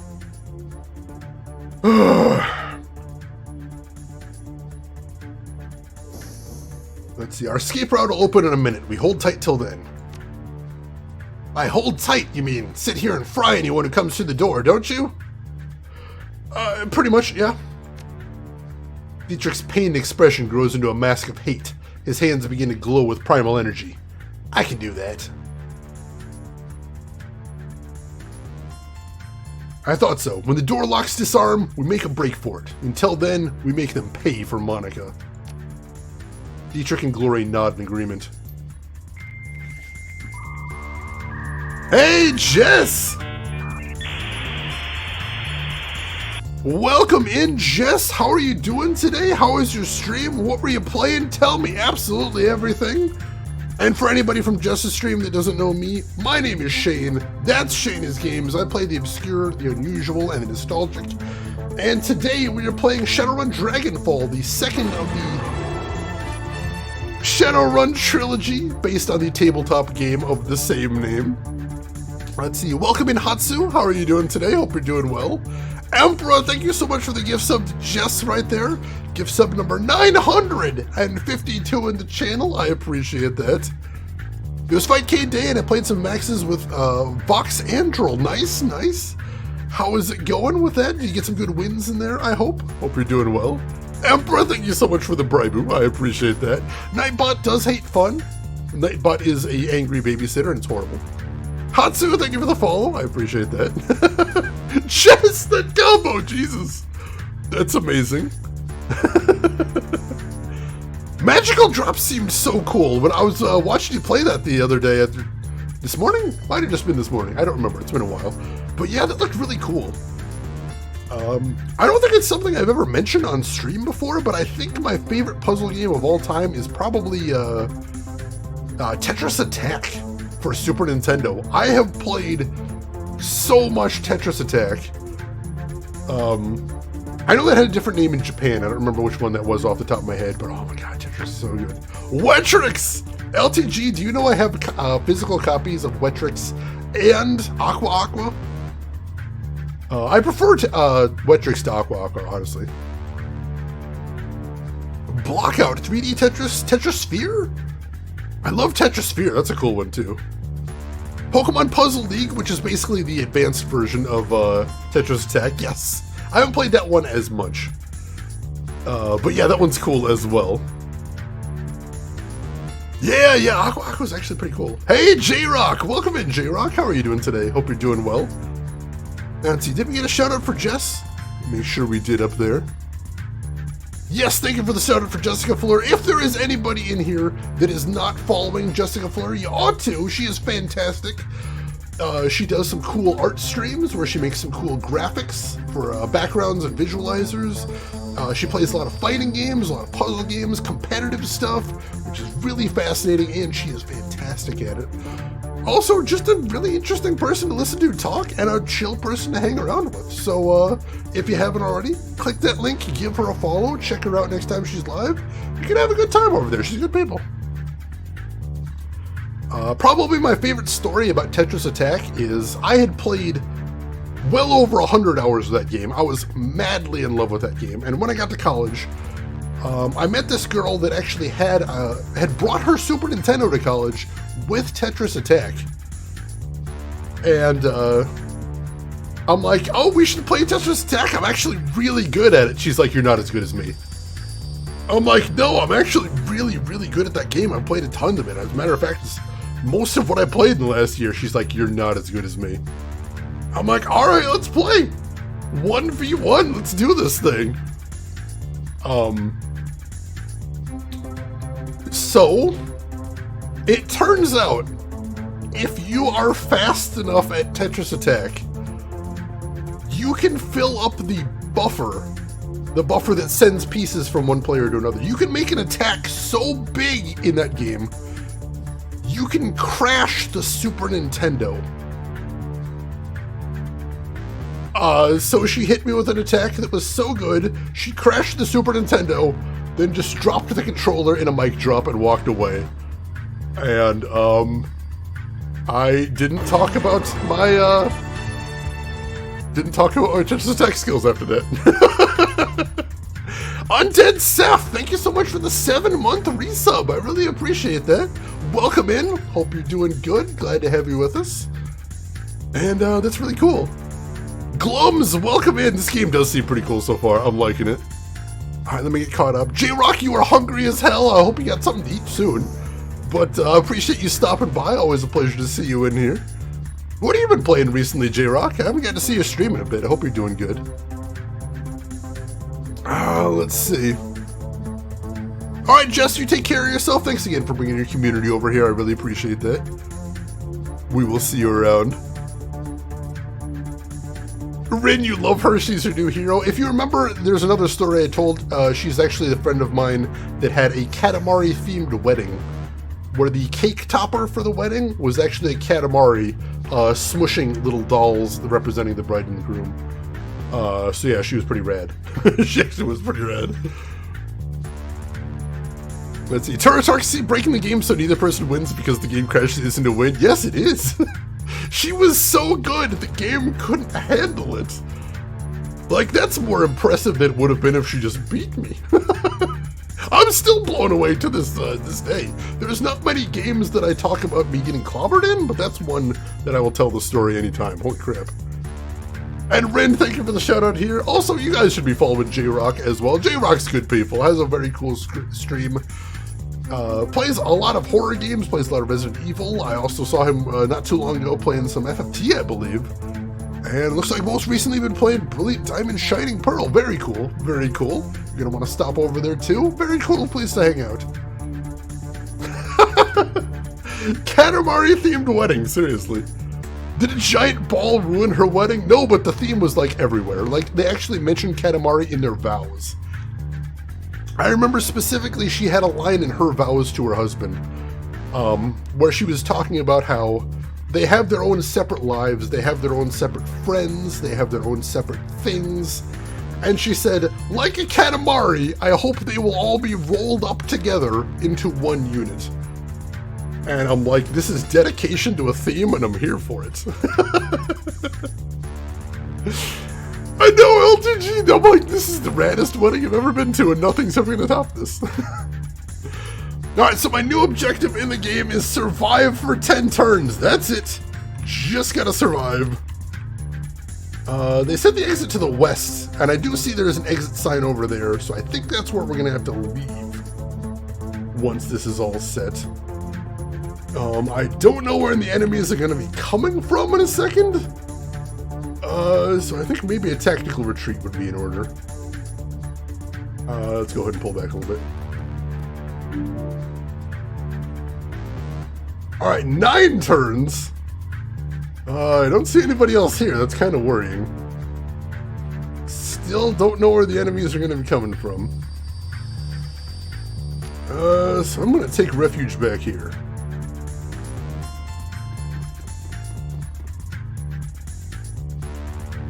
And use a healing spell on Glory?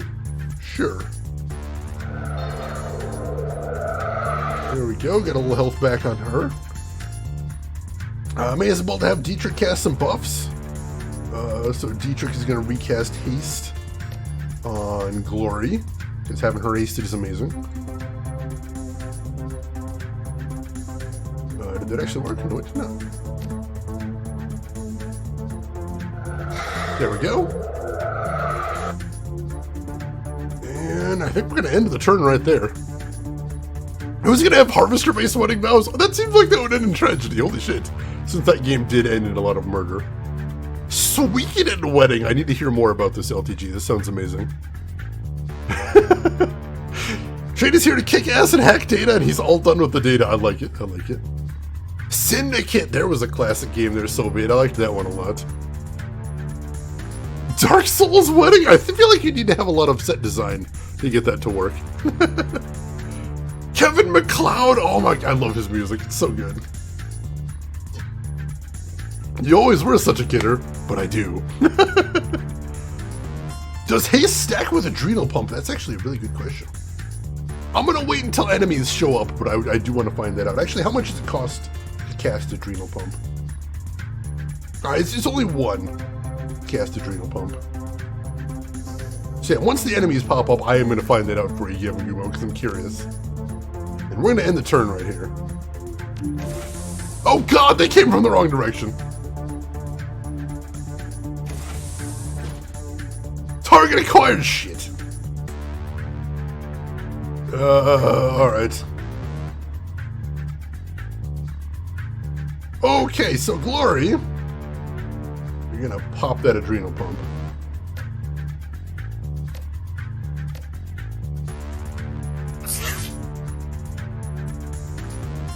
Adrenal Pump does appear to stack. I think we'll find out for sure next turn, but it looks like it does, yeah. Which is awesome.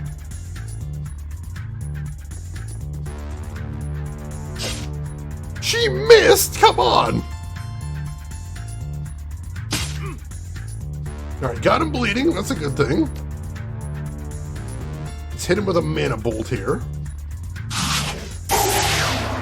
Nice hit. And then we can hit him with a regular shot. He's down. Excellent. And Dietrich. Let's see. Dietrich, you were going to take some cover over here. And then... let's see. Does he want to buff anyone? I don't think so. He doesn't have a good shot here, but I'll have him do an aimed throw on this guy.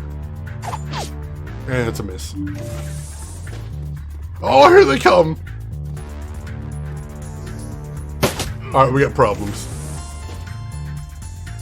We definitely got problems there. red ones go faster! That's what I'd be worried about there, Roxana. That seems like it's inviting disaster. This is called a flank. Yeah, we're in trouble. We're in trouble. Hey, Glory has 4 AP. So she is officially ready for murder. And that dude's toast. Beautiful, beautiful. Alright, Max. God, there's not much in the way of cover back here.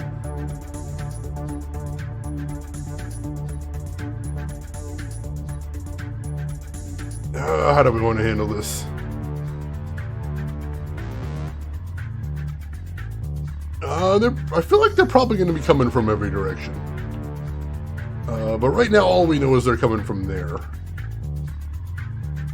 So I think I'm actually going to leave him where he is. And I'd take a shot at this guy. Doesn't do a ton of damage, but nice crit there. I'll take that. And then Dietrich, you're going to run back here real quick. And then cast a heal on my boy Max. There we go. Ooh! That hurt.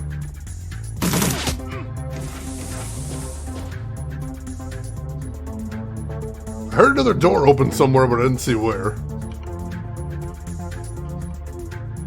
It's worrying. I still only see these 2 dudes. Might have been back there, because I can't see back there. So it's possible they're coming from the back now. Wouldn't it just end up as a funeral? Honestly, kind of seems like it. Here they come to screw your day. The perfect balance. That does sound amazing. Is this the thing where the second... I'm just getting lucky, DB Story. That's all it is, which is amazing. Oh, nice. Congratulations, Soviet. Spy Fiction? I still haven't played that one yet, but I do have a copy of that. That is a thing I can play at any time, and yes, that is a threat. Alright, let's get over there and see if we can pop this dude out of cover. We can. Excellent. Max, you are gonna retreat to back here. Luckily, he does still have a line of sight to this guy. Go ahead and throw a mana bolt on him. Very nice crit there. And Dietrich, oh, his heal isn't up. Shoot, I thought it might have been. It is not. Dietrich, I need you to haste. I need to haste Glory again. Let's do that. Just keep her hasted. Now she get another turn and see if she can finish this dude off. She can! Beautiful. Oh god, I'm still hearing doors opening. I don't know what that is, but I don't like it. Alright. Glory, you're taking this dude on. What is that? Sorry, what is that? I can't hover on him. I don't know why, but I don't like what I'm seeing there. Glory hit this dude. Alright, that popped him out of cover. That's good. And I'm actually going to take the rare step of having Glory take cover, because that guy scares the shit out of me. I don't know what his deal is, but I don't want any of it. Max? You are... Let's see, hang on. Does Dietrich have heals up? Dietrich does not have heals up. So Max, you need to throw a heal on Dietrich. Because wow, he's hurt. No wounds to heal. Crap. Shit, we can't actually heal him. That's horrible. We might have to get Glory over there then. Shoot, we should have had Dietrich take cover. He still can. He still can. Alright, cool. Alright, so Max is going to shoot this guy normally. Nice crit. And hit him again. Another nice crit. And then Dietrich, he can get to the other cover. No, unfortunately, he needs 2 moves to get over there.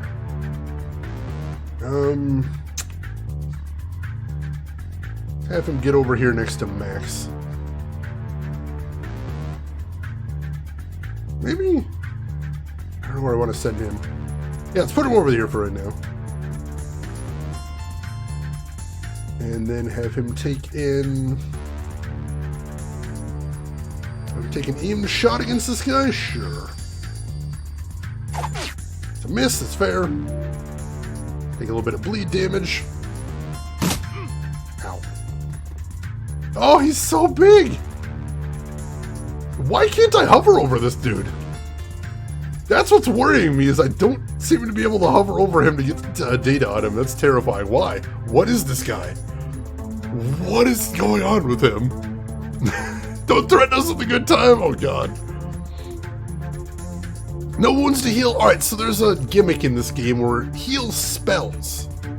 Heal spells don't just heal your HP straight up. What they'll do is they'll heal the last damage you've taken. So if you get hit by 3 bullets and they each do 3 damage, a heal spell will only heal 3 damage, because that's the last hit you took. So if you wait too long to heal, then it will basically say, oh, he didn't take any damage last turn, there's nothing to heal. So that's not great.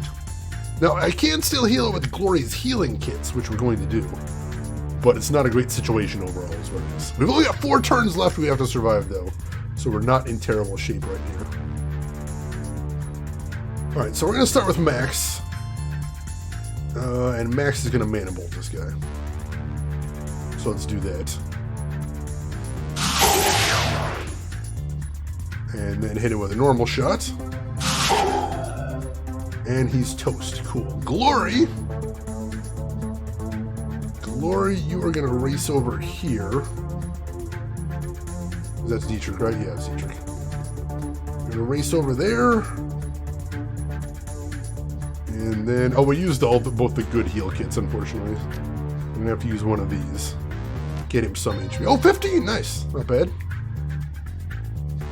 What is this guy and why can't I target him? I can't even target him to attack him, I don't think. So I don't know what we're going to do there. I could summon a spirit. That might not be a terrible idea at this point. Today is the PS1's birthday. How old is it? I'm curious. We are moved to tears by the size of this thing. He's so big. He's so big.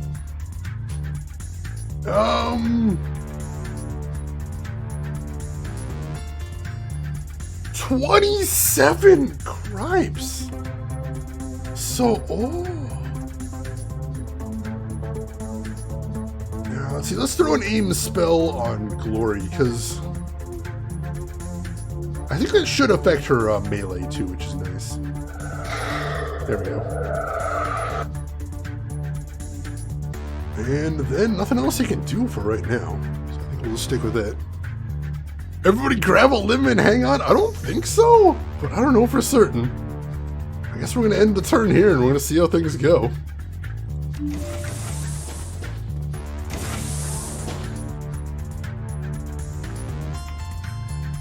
Alright, that door opened and I didn't see anything come out, and that's a little worrying. Also, I still can't target this guy. I feel like we might want to head over there, though. Possibly. Alright, let's throw a haste on Glory again.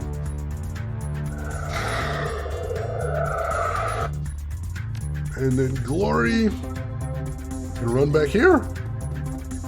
Aha! There's an automated security drone right there. That is a problem. A problem with the solution. Glory, go rip this thing a new one. The immune there, I believe, is he's immune to bleeding, because normally she causes bleed damage. Alright, line of sight blocked. Alright, so we're actually going to need to run over to it. get back here. And then shoot the thing. Miss! That's unfortunate. Alright, that thing's moving very slow, but it's still terrifying me. I don't know what to do with this thing. Let's see. Game Awards on the 9th and the Persona Concert on the 12th. Nice. Hey, Warded Animal! Welcome in, Warded. How are you doing today? Hope you're doing good. Alright, so Glory, continue attacking this thing.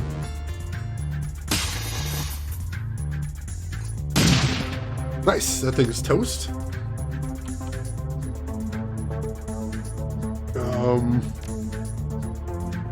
Gonna have Dietrich run back here. And I think that's all I want to do this turn. I guess I can get her to cover. And then Max really doesn't have anything much to do at the moment. Oh, nice, Rin. Hope you got some fun plans for the evening.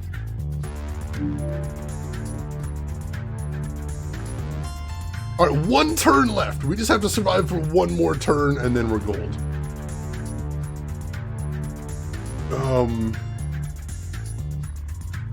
So let's see. I am going to have Dietrich rock up over here. And I'm going to have Max Girth hide out over here.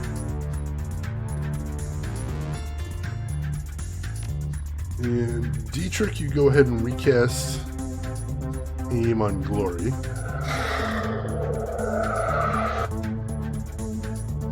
And Max, can you cast heal on yourself? You can. Cool.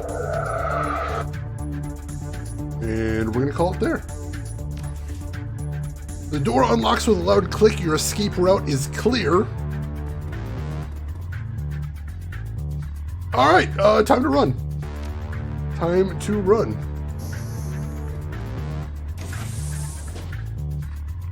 The exit is not quite as immediate as I hoped it was. But, we do have a room here. Dietrich, can you get us the lay of the land? Not well.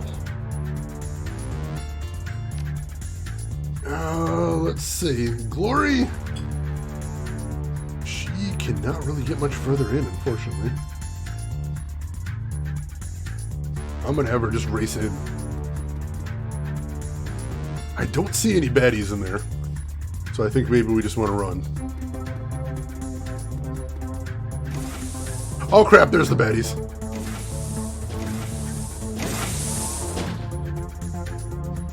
Alright, that's a little bit of a problem.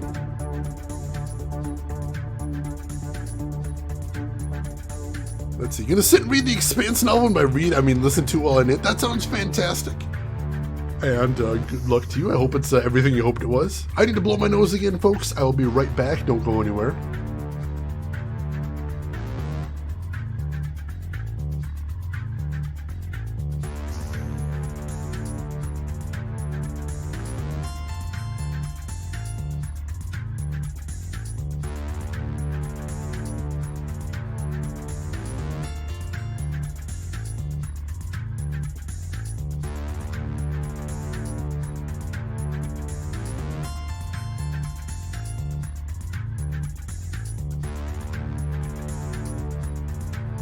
Alright, I am back. I'm almost wondering if that's supposed to be Iger, but if it's Iger, I don't know why I couldn't control them. So I'm not entirely sure what's going on here still. Alright, that's definitely a baddie, though. So I'm gonna mana bolt that dude. And then hit him with a regular blast. Alright, taken care of. Cool, cool. Then, Dietrich, get out of here, my dude.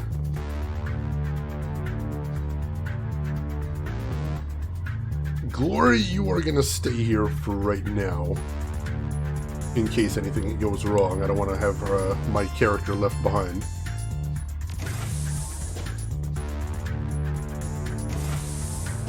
Alright. Max, get the hell out of here. Glory, get the hell out of here. Whew. Iger rises from her corpse-strewn perch at your approach. That wasn't Iger. I don't know what that enemy's character deal was. I don't know if that was a bug or what. That was really weird.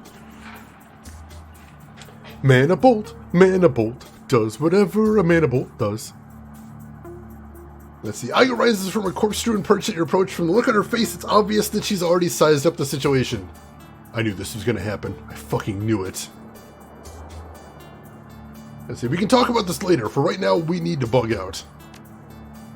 Tell me something I don't know. Iger slaps the side of the van. Pile in, people. And Max, when we get back to the cruise bazaar, we're going to have a little talk. I know this game has a lot of German terminology in it. For anybody in here that knows German, if I'm horribly butchering things, please feel free to tell me. It is not something I know how to pronounce very well. Let's see. That guy was a lot more talkative in your playthrough. I think that was a bug. Well, that's unfortunate. Let's see. Kreuzberg, home to nearly 500,000 people, and until very recently, Monica Schaefer. Once a melting pot of cultural diversity, it's now a chaotic mess of wealth and poverty, crime and commerce, anarchy and control.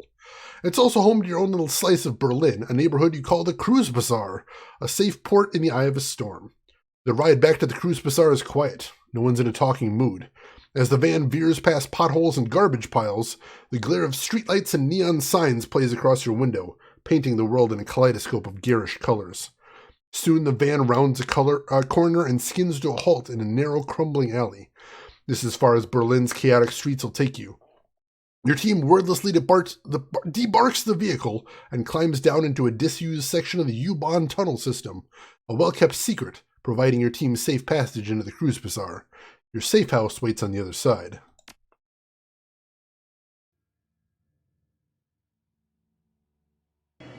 Let's see. Was it a spirit bug? Oh god, I thought I dealt with those. Can't happen soon enough, love. The sooner we get in, the sooner I can get drunk.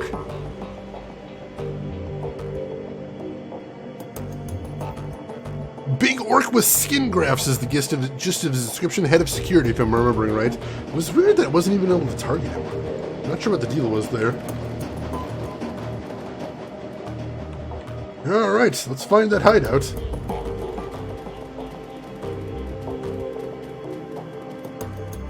Things went very, very wrong there, and we're going to need to figure out what our next steps are.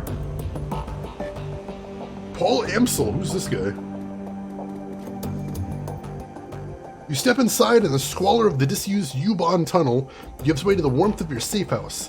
A man waits inside, silhouetted against the dim fluorescent lighting. You got off lucky? I really did get off lucky. That was terrifying. Something bad has happened, hasn't it? He steps forward, revealing a pale and expressionless face, light glinting off his steel-rimmed glasses. Paul Amsel, your team is fixer and landlord, part dealmaker, part information broker, one of the most well-connected men in Berlin. His eyes sweep across the team as he takes it all in. The grim faces, the hard stares, Iger's fury, Monica's absence. I had a feeling. How did she... His face has gone ashen. He swallows. Takes a moment to chew on his words before spitting them out. How did it happen? The run was a setup. 1 minute she was cracking the safe, the next she was on the ground screaming. I've seen Monica hit black ice before. This was something worse. Glory nods, her motions robotic and spare. Monica died of a biofeedback-induced stroke. That's right. Iger thrusts a gloved finger into your chest, and this idiot stood by and let it happen.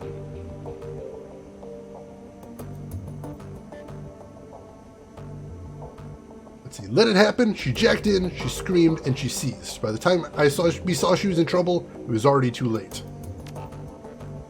Yeah, because you never bothered learning what to look for.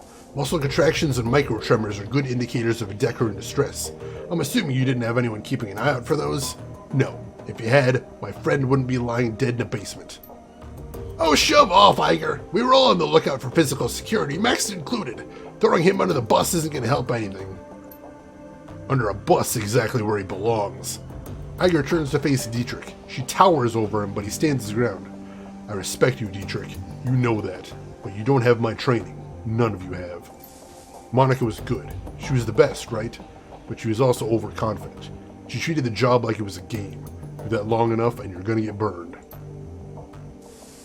Iger turns her focus back to you. If you'd been paying attention, you'd have figured out all of this on your own by now. You'd have known that Monica needed watching as much as that door. Enough, Iger. Ansel's voice is hoarse, his expression blank.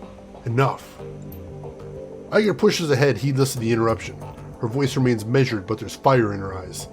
How many seconds passed between Monica's first convulsion and the plug getting pulled? 4? 5? Do you know how much damage biofeedback can do to a Decker's brain in 5 seconds? Look, this won't... You don't have to answer that. Of course you know.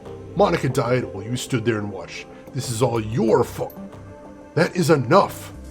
Amsel's voice comes out in a roar and his fist smashes down on the desk behind him. Iger, you and Max Girth can have it out later, but I've had enough. We need to talk action. Our client sent you into something much bigger than he'd led us to believe. I want to know why. Right there with you. This was supposed to be a milk run. Payback isn't the only reason why we need to find him. We saw something back there. Something we weren't supposed to see. It's fair to assume that we're all still in danger. He pauses, rubs his temples. Agreed. We need to neutralize that danger, and we need to know who we're dealing with. Let us review the events that transpired tonight. The smallest detail could be important, so hold nothing back.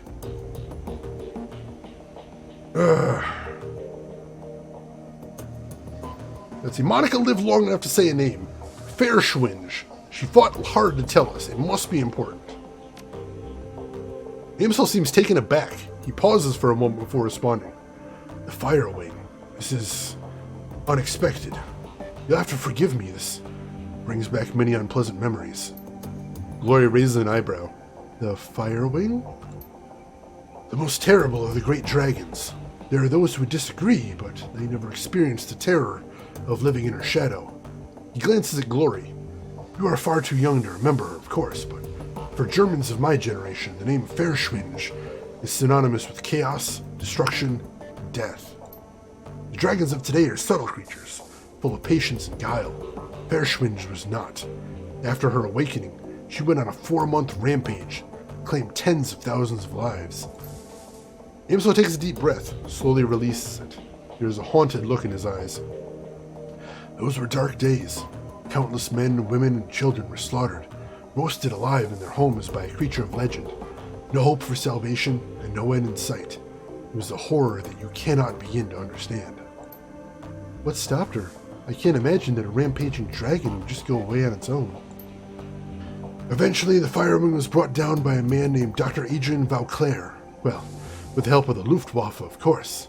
But it was his experimental weapons designed by Dr. Vauclair that finally pierced her hide. She fell in a hail of bullets and rocket fire, and crashed down in the radioactive wasteland of the SOX. This event was called the Dragonfall. Safe at last from the dragon's wrath, Germany celebrated Vauclair as a hero. Our own Siegfried, a modern-day dragon slayer. My own family practically worshipped the man.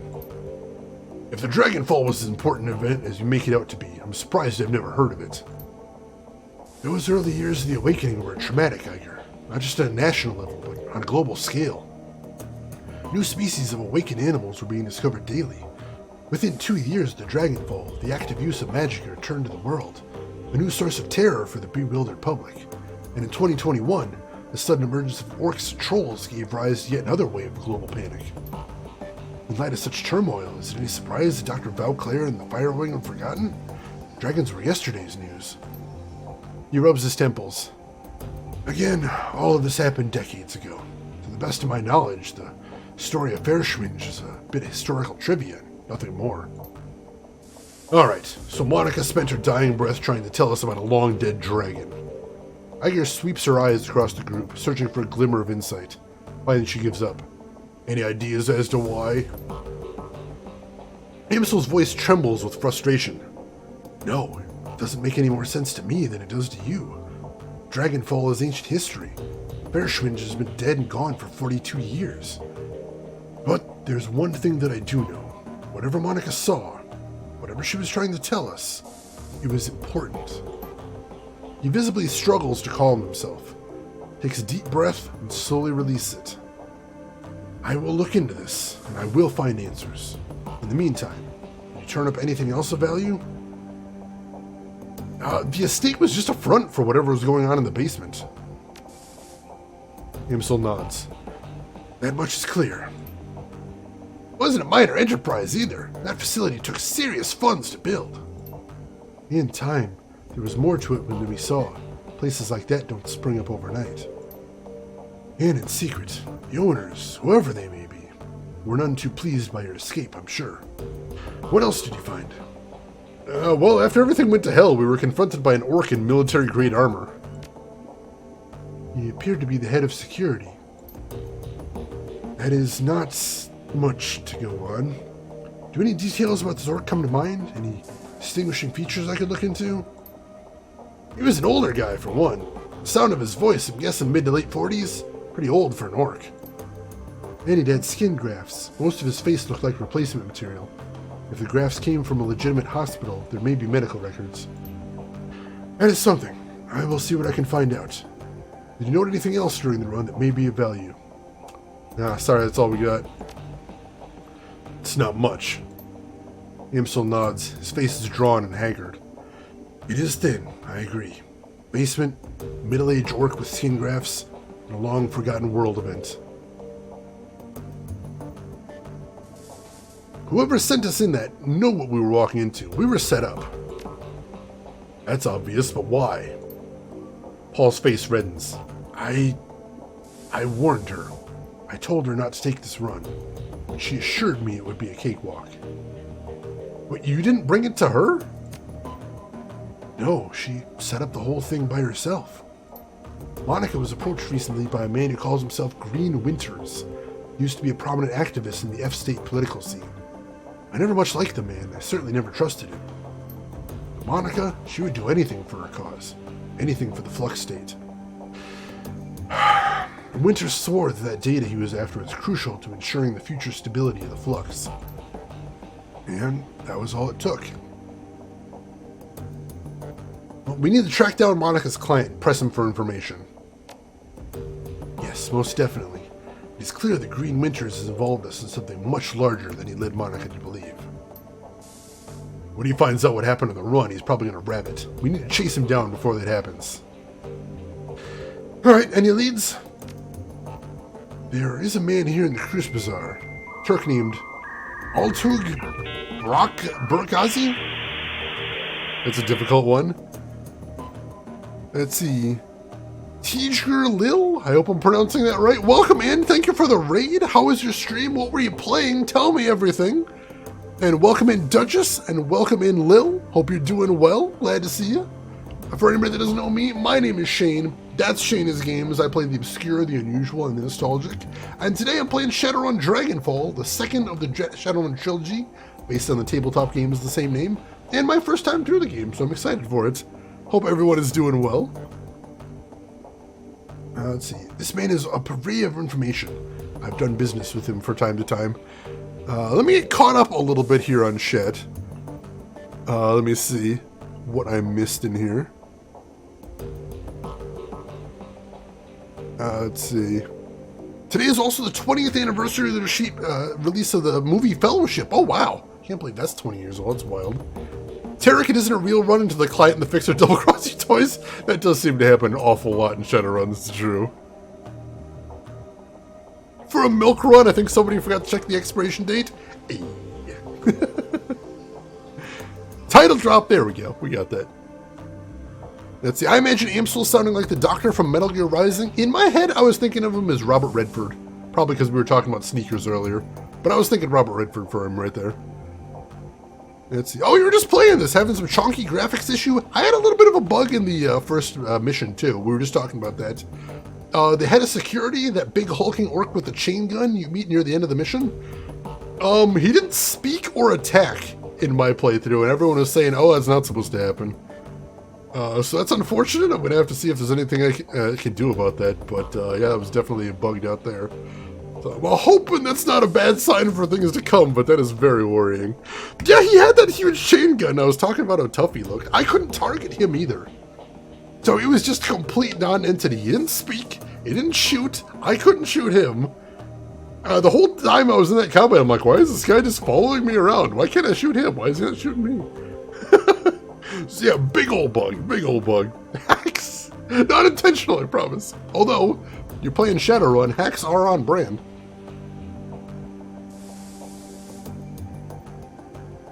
Ah, that would make sense as well, Gamer Guma, I get that. And thank you for the follow, Lil, I appreciate that. Alright. And you think you would know something about Green Winters? Amsel nods. When I discovered Monica's renewed association with Green Winters, I contacted Altug. One of his people has been keeping tabs on Winters ever since. As I said, I did not trust the man. For a good reason, it would seem. I'll talk to Altug and see what he knows about Green Winters. Very well. Tell him I sent you. I will do what I can to dig into the information you've uncovered already, sparse though it may be. Ooh, 5 karma gained. Nice, nice. Game saved. We got a new objective. Excellent, excellent. Specifically while decking irony? That is pretty much on point right there. Alright, so let's check out that karma and see what we want to do with that. We got 6 karma total right now. So let's see. Of course, we primarily are looking at spell casting. I really want to get another spell slot. So I think that's probably what we're going to do right now. We're going to spend 5 getting spell casting up right now. 6 is when we get another spellbook slot. So that's going to be really cool. And that leaves us with 1 karma left, which I don't think we want to spend.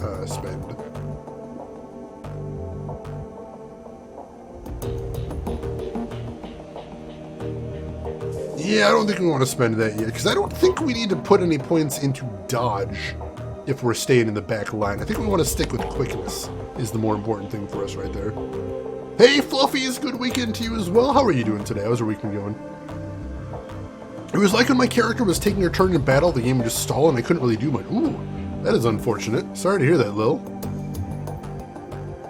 Yeah, I'm really worried now about the game, but we'll see what happens, I guess. Alright, yeah, we'll save that last karma, that's fine. Alright, so we're good there. I accidentally hit my Windows key in the game. Oh god, yeah, there are a lot of games, especially older games, that get really upset if you tab out of them. That is actually one of the reasons why whenever I stream, I always try to play games in windowed, because usually the game gets a little less angry about getting tabbed out of in the windowed. But, you know, some games are more temperamental in Windows too, you never know. Oh, thank you, Lil, I appreciate that. Alright, we got a couple other folks. Oh, we can talk to the rest of the party members too while we're here. Max Girth. Amsel peers at you apprehensively. His eyes are bloodshot, his expression grim. Did you get the information about Green Winters? No, not yet. Please, continue working. We need to find that man. Alright, I'm going to want to catch up with the team while we're here. Especially our orc friend, because we want to make sure things are cool between us. I don't know if we're going to. Oh, Quest for Glory! Oh, nice, cool. What kind of stuff do you play on your stream? I'm curious now. We do have a pupper there. We're going to get into that. I saw that, Rin. I saw that.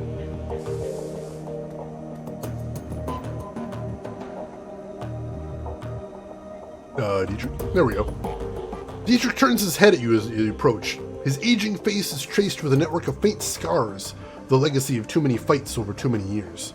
While he still retains a degree of strength and vigor, it's obvious that the shaman you see today is a shadow of his former self. Despite all of this, there's still an aura of power surrounding the man. He raises his bottle, offering it to you. Max Girth, welcome. I had a bottle of schnapps that he'd sharing. I had a fallen comrade to drink to.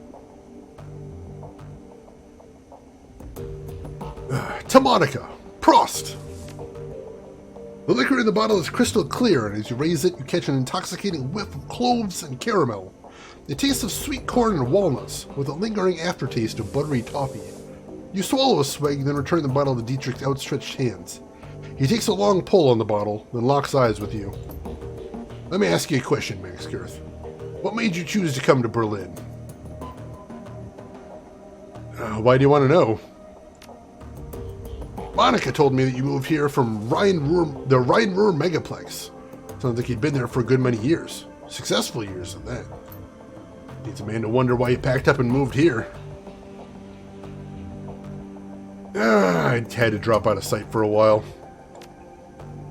Sure enough, I think that most of the team is here to hide from something. Not me, of course. Given the choice between hiding from something and punching smack in the nose, you know which direction I tend to lean. Most of the others, yeah, even Iger's hiding out from something. Really? How do you know? Intuition. Got a nose for damaged people. Of course, I spent most of my life running with and playing for folks who were damaged in one way or another, so that might have something to do with it. So things got heavy back in the Ruhrplex, and you decided to bail and head to Berlin. Am I getting that right? More or less. There wasn't much left for me in the Ruhrplex, and Monica made me a hell of an offer. Ah, yes, Monica. Dietrich raises his bottle again, then closes his eyes and takes a long drink. After the moment has passed, he returns his attention to you. All comes back to our girl, doesn't it? So let me ask you, just what was your relationship with Monica anyway? I know that you two knew each other way back, but she was pretty coy about these things. Why do you want to know? Monica was my friend. I cared about her. Dietrich shrugs. I don't know. I guess that I want to get to know her better. There are some areas of her life that have always been a mystery. And if you could shed any light on them, I'd be appreciative. I knew Monica well enough to know what you mean. She did have a mysterious way about her. So what was the deal between you two? Don't leave me in suspense. We were friends. Right there with you. I'm privileged to say so. She was one of the best women I've ever known. Anyway, I've taken enough of your time. The bottle's almost empty. Thanks for taking the time to talk. For what it's worth, I'm happy you're here with us. Dietrich takes a final pull on the bottle, then tips it forward, pouring the rest on the ground. Rest in peace, Monica. We'll miss you, girl. Oh, sweet.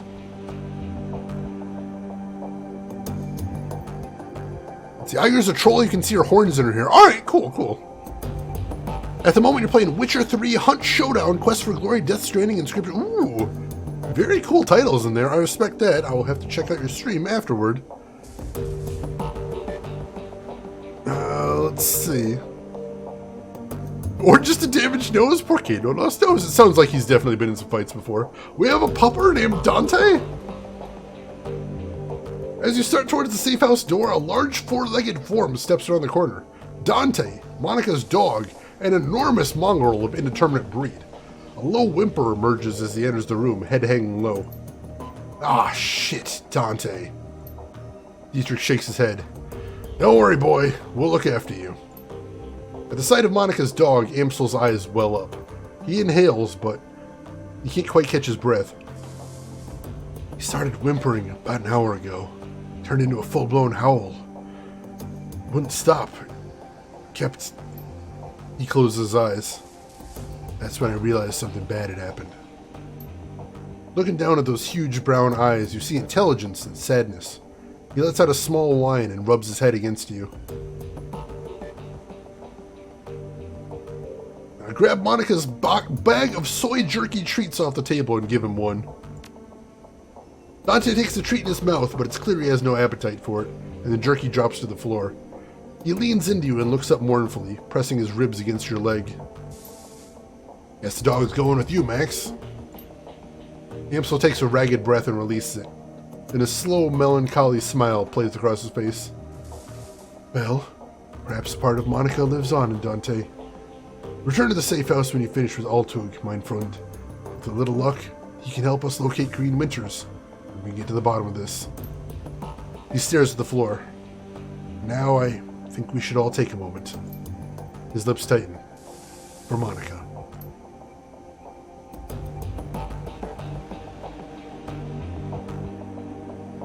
Giving a dog a soy treat, it's the future! I don't think meat is very easy to get in this future, unfortunately. Let's see. That actually made you tear up. Sad dogs is like always sad. I'm not even a dog person. I don't even like dogs, but I hear a dog is sad and I'm like, oh, don't be sad, puppers. Come on, don't be sad. It's fine. It's gonna be all right, buddy. I'm right with you there, 100%. Equip stash. All right, so we do have a stash in here. That's cool. Nothing actually in there right now, but good to know. Oh, I can actually bring a trauma kit with me if I want. Oh, God, he's got a 3D bow. God, he's so cute. That's adorable. Nobody hurt the puppers. Please protect puppers. All right, we'll talk to Iger last, because that's going to be a conversation, I suspect. Want to pet the dog? I don't know if we can pet the dog. We should check. I don't think we can pet the doggo. No, we don't have an interaction point. You cannot pet the doggo in Shadowrun Dragonfall, as far as I can tell. Make a note. Glory is beautiful in a waifish sort of way. Her features are almost elvish in their delicacy, but there's something cold about her that you find slightly unsettling. What's more unsettling is her chrome. Glory is rocking a heavy load out of cyberware.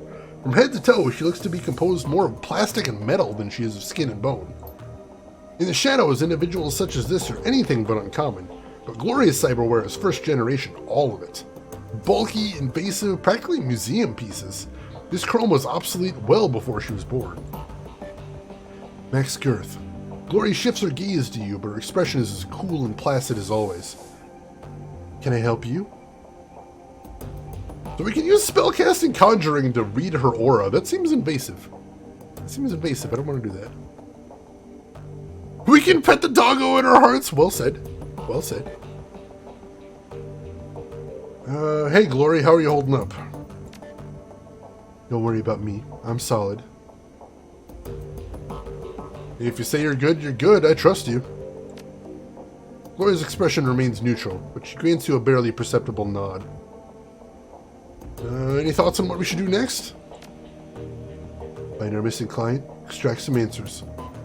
Beyond that, find another Decker. Monica won't be easy to replace. Best start looking now. I got a question for you, Gloria, the personal kind. I'm not big on sharing sport, personal reasons. You understand, I'm sure.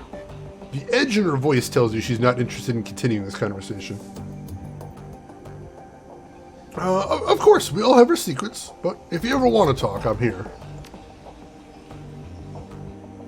Alright, alright. Furiously Googles for mods, oh my god. Alright, let's talk to Iger. I'm not relishing this, but it needs to happen. Iger glares at you, and you can taste the bile in her stare. She clearly still blames you for Monica's death. Something I can do for you, fearless leader. Let's see. You're wrong about me, Iger, and I intend to prove that to you. She stares at you for a moment, then looks away. Best of luck with that, Max. And please, leave me alone. Alright, as you wish. I don't want to press the issue, but I still feel like we need to talk. For now, I guess that's going to have to be it, though. Right, doesn't look like there's anything else to see around here. She is clearly wrong frequently and aggressively. This is true. Right, just take a quick sweep through here. See if there's anything else to see. Got a big old storeroom back here. And that looks like the exit, so we'll go ahead and save here.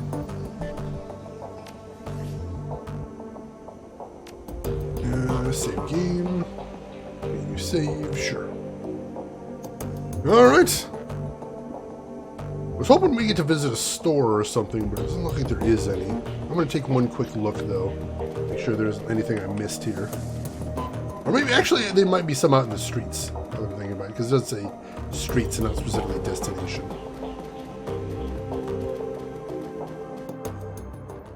Ah, yeah, cool. Alright, this looks good. So it looks like there's some folks we can talk to out here.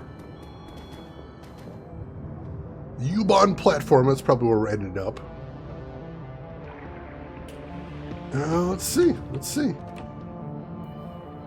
Somebody named Lane over here. Let's see. Before he stands a troll, though it is a stretch to say he's standing at all. His great mass is barely held upright by two vintage prosthetic legs, along with a crutch under one arm. His body clicks and hums with every shift of his weight. Despite these disabilities, his eyes are sharp and calculating. I know you. I haven't been here long. New to the cruise bazaar, then. Heard Monica had some fresh meat in her stable. I'm Max Girth, by the way. Good to meet you, Max Girth. Name is Alexi Lane. What do you do here, Mr. Lane? Ache and groan, mostly. Try not to be a bother. There's something you should probably know about Monica. Something happened to her on the run.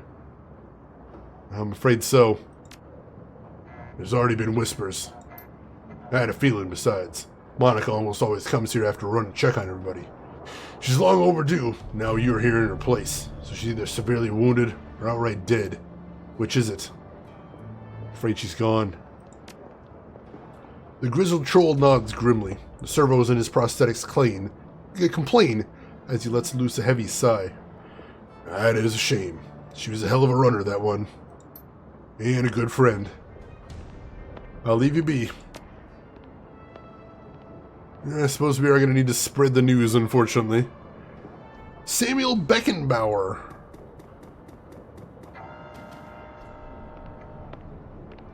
The sound of your approach, the orc turns to face you. He wears a severe expression, but there is kindness in his eyes. Guten Tag, dwarf. Can I help you with something? I couldn't help overhearing a conversation and take it you run a charity of some sort? He nods. Yes, it isn't much, but we do what we can. Such as? He clears his throat and begins to count off on his fingers. In the past several years, I have established a shelter where the dispossessed can sleep, a soup kitchen to feed the hungry, and a library for the people of the Cruise Bazaar to better themselves. It isn't much, but it's a start. A good start, Samuel. You mustn't be so hard on yourself. There are limits to what one man, even a determined man, can accomplish. This is true. He nods to the orc at his side. Thankfully, some of the residents that have helped over the years have come back around to help me. I've got 15 assorted orcs and trolls from all around the Cruise Bazaar working with me now. They help me man the soup line, stock the library shelves, and do all the hundreds of other little things that a community organization needs done every day. These extraordinary individuals are living proof that what we do here has value. They are my inspiration to continue forward. She beams at that compliment. From her body language, it's clear that she idolizes Beckenbauer. Now, you have any more questions? If not, I will bid you good day. I don't want to sound self-important or rude, but there are many pressing matters that demand my time. Are you accepting donations? Yes, of course. We're actually desperate for them, truth be told. People seem more intent on taking care of themselves than they are on providing for the less fortunate. Of course, these concepts are not unrelated. As poverty rates increase, so does the crime rate. Assisting the needy increases the quality of life for all. In any event, our shelter has some basic needs that desperately need to be filled. The walls of the shelter are not insulated. The new blankets would go a long way towards keeping our guests healthy and comfortable. Ideally, we'd like to purchase some space heaters as well. With 250, we could make the purchase. Of course, I do not expect you, a relative stranger to our case, to contribute that much. Whatever you could spare would be most appreciated.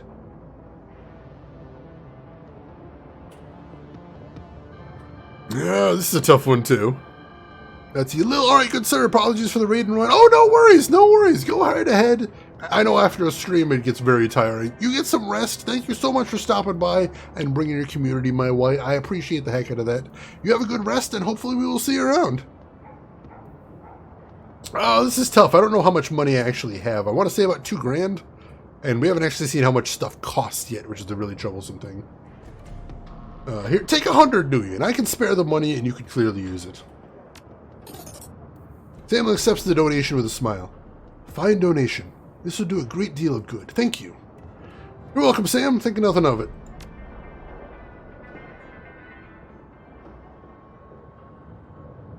Alright, I'm a little tapped out for right now, but I might come back. Very well, my friend. Thanks again for the help. If you see anyone in need, be sure to send them our way. We will do whatever we can to make their lives better. Let's talk to you about your organization's policies.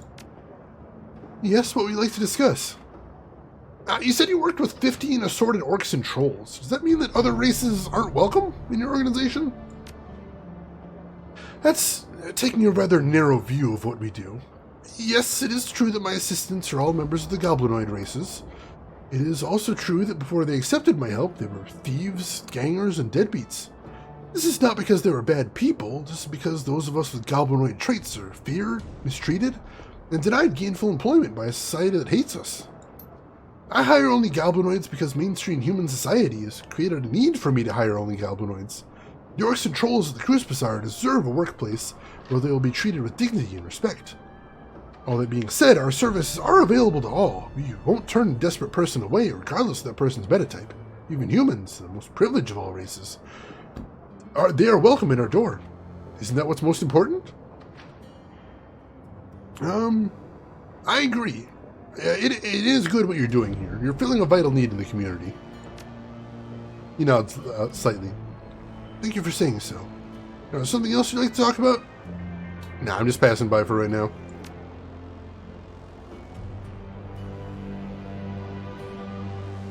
Yeah, I'm pretty sure it's in the menu right there. Somewhere, I just don't remember where. I remember it was in the last game, there was somewhere in the menu to check. I think it was even in a weird place. There it is, right now. I remember money was hidden somewhere strange in the last game, too. I just don't remember where.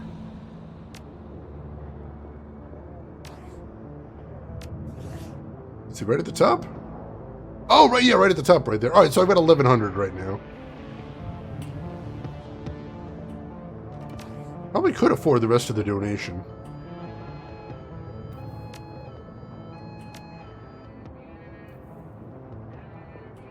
Yeah, let's see if we can hit his goal.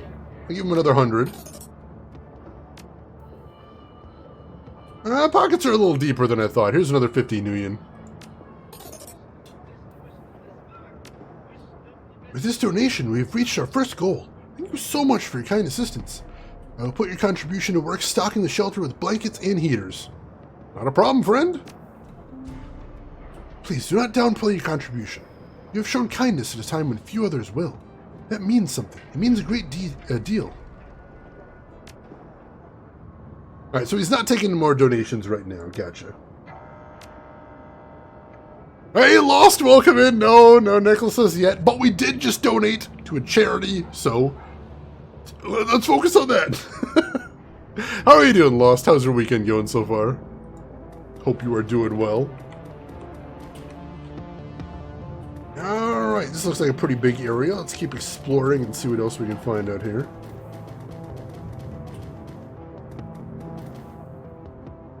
The Romani Patriarch is an impressive figure, an enormous man in his late 60s, burly and broad-chested despite his age. His voice is deep and resonant, and his breath is heavy with the stench of pipe tobacco. Paxton Boxdale, dwarf. You here to conduct some business? If so, I welcome you to Metbach Arms and Ammunition. If not, keep right on walking. I have cash. I need weapons. Show me the goods. I don't actually need weapons right now because I'm pretty happy with what I've got. Outfits, maybe? He doesn't have any outfits right now.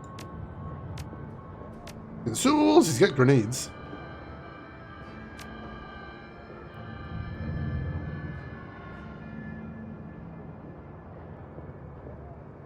I'll have to check what I have right now. But I really don't think I want to buy any other guns for my character because I'm probably just going to be using magic pretty much all the time. Rin, oh my god. Oh god, Emperor, they're breaking my heart here. Alright, so there are some shops out here. Cool, cool. I am going to need somebody that finds, that sells, magic. Because that is my deal, pretty much. Let's see, nobody over here. Oh, here we go. Zach Flash! That's a hell of a name. This elf has clearly seen better days. His skin is weathered and emaciated as though it's been stretched too tightly over his frame. Track marks line the crooks of his arms and dirty bandages wrap his knuckles. Despite all this, he seems cheerful enough. The elf fixes his wrinkling, bugged-out eyes in yours and offers you a broad smile, displaying a set of impossibly white teeth. When he speaks to you, his voice is surprisingly deep. Guten Tag, mein Freund. You here for some magic? Because Zack Flash is your magic man. I might be interested. Zack cocks his head and offers you a lopsided grin. Well then, I might be able to help you. He begins to twist a strand of his long, stringy hair around one of his spidery fingers. His smile remains fixed, a pearly crescent set into a face caked with grime. Don't leave me in suspense. What do you got? Oh, a little bit of everything. I got your Zen and your Hyper, your Nitro and your Nova Coke. If you want it, I've got it. Zack leans towards you and lowers his voice to a conspiratorial whisper. I've even got a special concoction of my own design, but I wouldn't recommend it unless you're serious about getting high. So, want to conduct a little business? Show me what you got. Alright, so he's got Flash, a Zack special, adds +2 movement, +2 AP for 1 round. Kamikaze adds +2 body, +1 strength, and +1 willpower for 5 rounds. And Nitro adds strength and willpower +2, but -2 charisma and intelligence. Do not give to mages right there. He does look suave as hell. He sounds pretty suave as well, but he's a drug dealer. There's a thing. We'll come back. That wasn't exactly the kind of magic I was looking for there, buddy, but thank you for the offer. Much appreciated. Let's see who we got up here. Simi, warming herself in the dim light of a dying street lamp, is a waif of a girl who looks far too worn for her years. The Mother Superior. She says there will be 7 for me to care for. I need to see to them. 7 what? What do you have to care for? The Captain's children. The Mother Superior says there are 7. She says I'm to be governess to the children. You notice a chipjack poking out from beneath the young woman's unruly hair. The vacant look in her eyes marks her as likely BTL junkie, lost between reality and any number of better-than-life virtual constructs. I need money to get back to them. Alright, so for anyone that's not familiar with Shadowrun lore, or at least wasn't around in the first game, BTL is a kind of VR that also has physical sensation. So you don't just see things, you also feel them. Unfortunately, it's also spectacularly addictive. And basically a drug. Basically a drug that just burns your brain out from the inside, so it's bad news. It really is.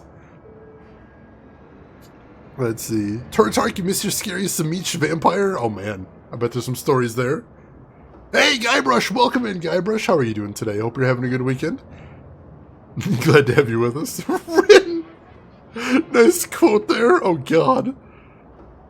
The literal escapism, basically, except, you know, whereas escapism is, bad in the long term in real life, here it just straight up kills you. Just straight up kills you. Yeah, I'm gonna step away now. Yes, good. I need to rejoin the children. I'll leave her be. I'll let her do her thing.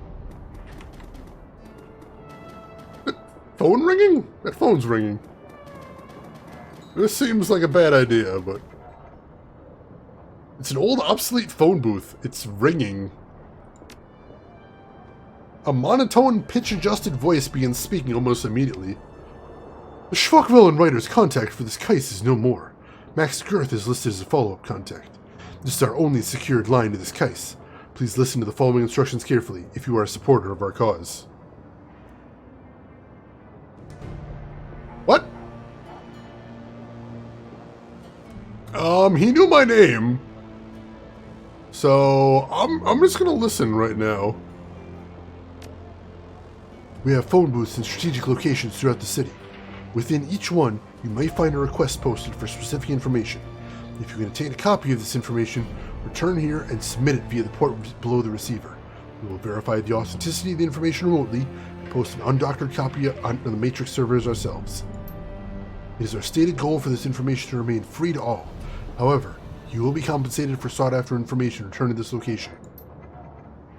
The line goes silent. Hang on, I'll keep an eye out. The line remains silent. Alright. Cool. Cool, that's weird. Yeah, we named him Max Girth. It's sort of a running gag on the stream. We originally got the name Max Girth from Neverwinter Nights 2. Because during the character creation in Neverwinter Nights, there was a slider labeled Girth. That was how wide your character was. It didn't actually make your character fat. It literally stretched the image out, distorting all of his features, which is hilarious. So there was a slider that said Girth above it, and on one side it said Min, and on the other side it said Max. And I told everyone in chat, I'm like, I'm terrible coming up with names. What should we do? And somebody just said, how about Max Girth? And I'm like, that's a terrible name. And then 10 minutes later, I'm like, no, that's amazing. We're doing it. So very often on stream, I have named characters Max Girth after that, because holy crap, that's a good name. Take a little peek at the statue over here. A bizarre monument towers before you. At the top of the pedestal, the form of an angel stands, its outstretched wings looming over the small park. But the material is strange and uneven, giving the statue a cold, Frankenstein-esque appearance. It appears that the artist that has welded this monument together from various metal scraps and pieces of junk. As you approach, a small grimy monitor at the base of the statue flickers dimly to life. The grainy face of a smug young orc appears on screen. Hello there, I'm Herbert Kunzel, the creator of this monument. What would you like to know? Statue name. This is my tribute to victory, the victory of anarchy. It is both a citation and parody of the statue we destroyed some 20 years ago. You may remember it from the history trids as the Sigisau or Goldels. I'm so sorry to anybody in the chat that knows German. Let's see. I just came in, so I thought that it was an NPC. Nope, that's us. That's us. Is there a way to have an orc in the party? You'd probably have to roll your own character as an orc. But that is one of the selectable races during character creation, yes. Installation history. Isn't it obvious? This Sigisau, a monument to the hubris of the Prussian state, gets blown to bits. So someone takes a lot of bits and builds a monument to the hubris of anarchy. I mean, what more is there to say? I know I'm probably going to regret this, but about the artist. I am the visionary Herbert Kunzel from the Lindwormer. You may know me from... Oh, okay, well, there isn't much I'm known for yet, but I intend to change that. All art is born from misery, after all. Yeah, great, cool. I'm going to move on with my life, kid. It's a real cool story there, bro. Alright, let us keep exploring, see what else there is to see around here. What a fucking nerd! Art school folks, man. That guy. Just the pretension. The dripping pretension. Unbelievable. I love the writing in these games, Emperor. They're so good.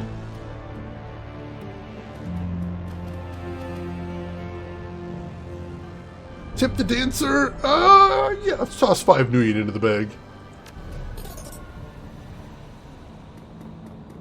Can't actually interact with her, unfortunately, but drop a little tip. Why not? Wow, this is a really big city section.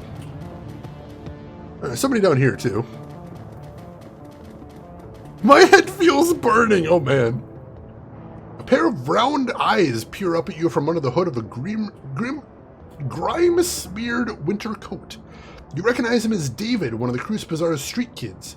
If you had to guess, you'd place him in his mid-teens, though it's difficult to tell beneath the grime and acne marring his face.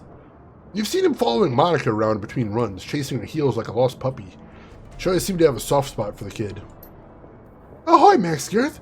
Have you seen Monica around? I've been looking all over for her. I'm afraid I have some bad news for you, kid. The kid blinks, a blank expression on his face. She's dead, isn't she? It was quick. She went peacefully. That's the most any of us can hope for. Yeah. Look, I think I want to be alone right now. Sorry, kid. I always hate to be the bearer of bad news. Makes you more edgy. I love it. Alright, ooh, Talismonger's shop. That sounds like somewhere we want to be.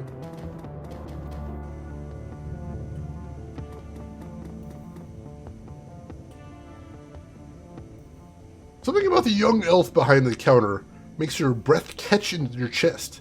She's lovely to look at, but it's a strange kind of beauty. Her eyes are large and luminous and impossibly green. As she looks up at you, you can see that her irises reflect with iridescent gold. Hello, and welcome to Algernon's. Perhaps I can help you with something? Her name is Absinthe. As she smiles up at you, her eyes fixed on yours, a curious feeling of weightlessness fills your chest. It feels as though you're floating in a warm, calm sea. A gentle current pulls you closer to Absinthe, and the sensation is pleasant. As you drift, the golden specks in her eyes begin to move. Oh God, willpower 4, look away! Marshalling your strength, you manage to avert your gaze, breaking Absinthe's stare.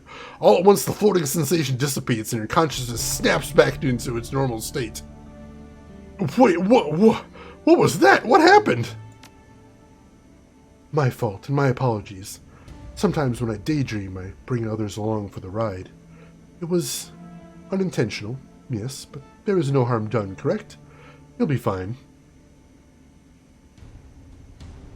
No skin off my back. Now, let's get down to business. I have money, and I need magic. She nods, taking care to avert her gaze. You'll want to talk with Algernon. This is his establishment. He can help you. Now, if you'll excuse me, I have work to do.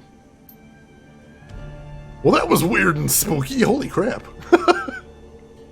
Thank goodness we had enough willpower to break out of there. What the hell? Hey, Rose! Welcome in. Rose, how are you doing today? How's your week going? What have you been playing recently? And if we have any mods around, can we please get a shout out for Roseguard? Yeah, go stand in the corner for a while. It was a nice option there.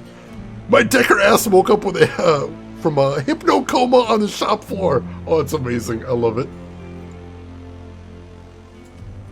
Greetings, young dwarf. The elf's voice is smooth as silk and rich as clotted cream. Something about him instantly puts you at ease. I am Algernon Halfdream, the owner of this establishment. In my shop, you will find only the finest in magical paraphernalia. Now tell me, how may I serve you? If you're selling, I'm buying. Show me your inventory. Alright, so we can get spells here. Outfits? You can get an outfit. I should see what my current outfit is. +1 willpower, +1 charisma. Oh, that's fantastic. 2 armor as well. So that's pretty nice. What does he got as far as spells, too? I should see how many spell slots I have, too. We got a lot of things to check out here. I thought I recognized him from the first game. That's true. Blue Fire. I haven't even heard of that one, which I got all achievements on for doing the optional DLC stuff. And the DLC boss made me very angry, so I'm done. Sometimes a good game can have bullshit DLC. This is a very true thing. I appreciate that, Rose. Get something to eat. We will be here when you come back, I suspect. Alright, so let's check out our gear, because I should have done that beforehand. So it looks like we have 5 slots? Wow, alright, so we got 3 unused slots for spells, so that's good to know. And our current outfit is 1 armor with no stats. Cool, cool. So we could definitely use a little bit of a buff there.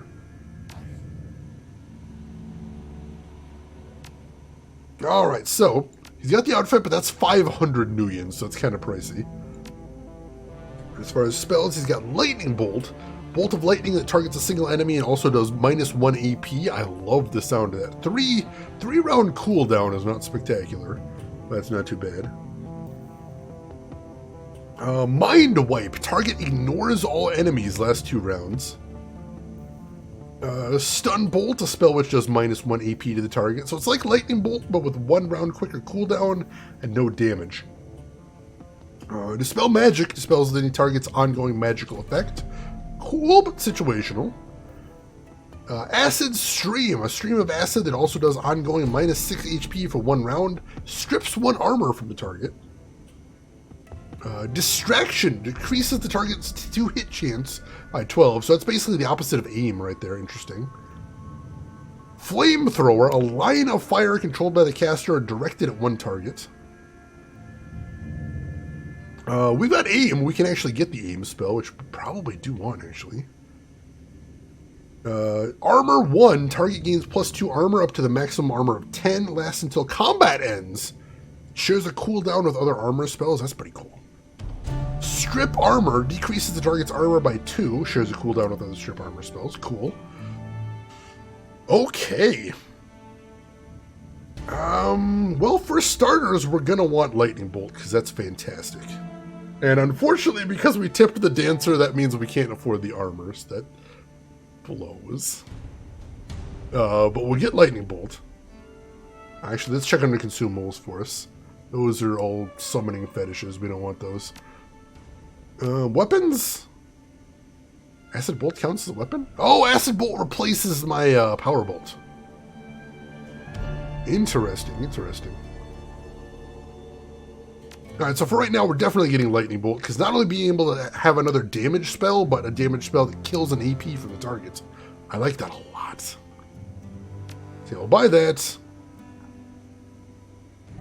And then...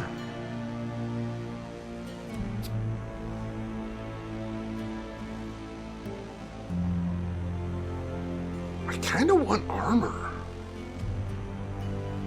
Armor seems pretty cool. Like, aim would be nice, but we've already got somebody in the party with aim, so I don't think I need that immediately.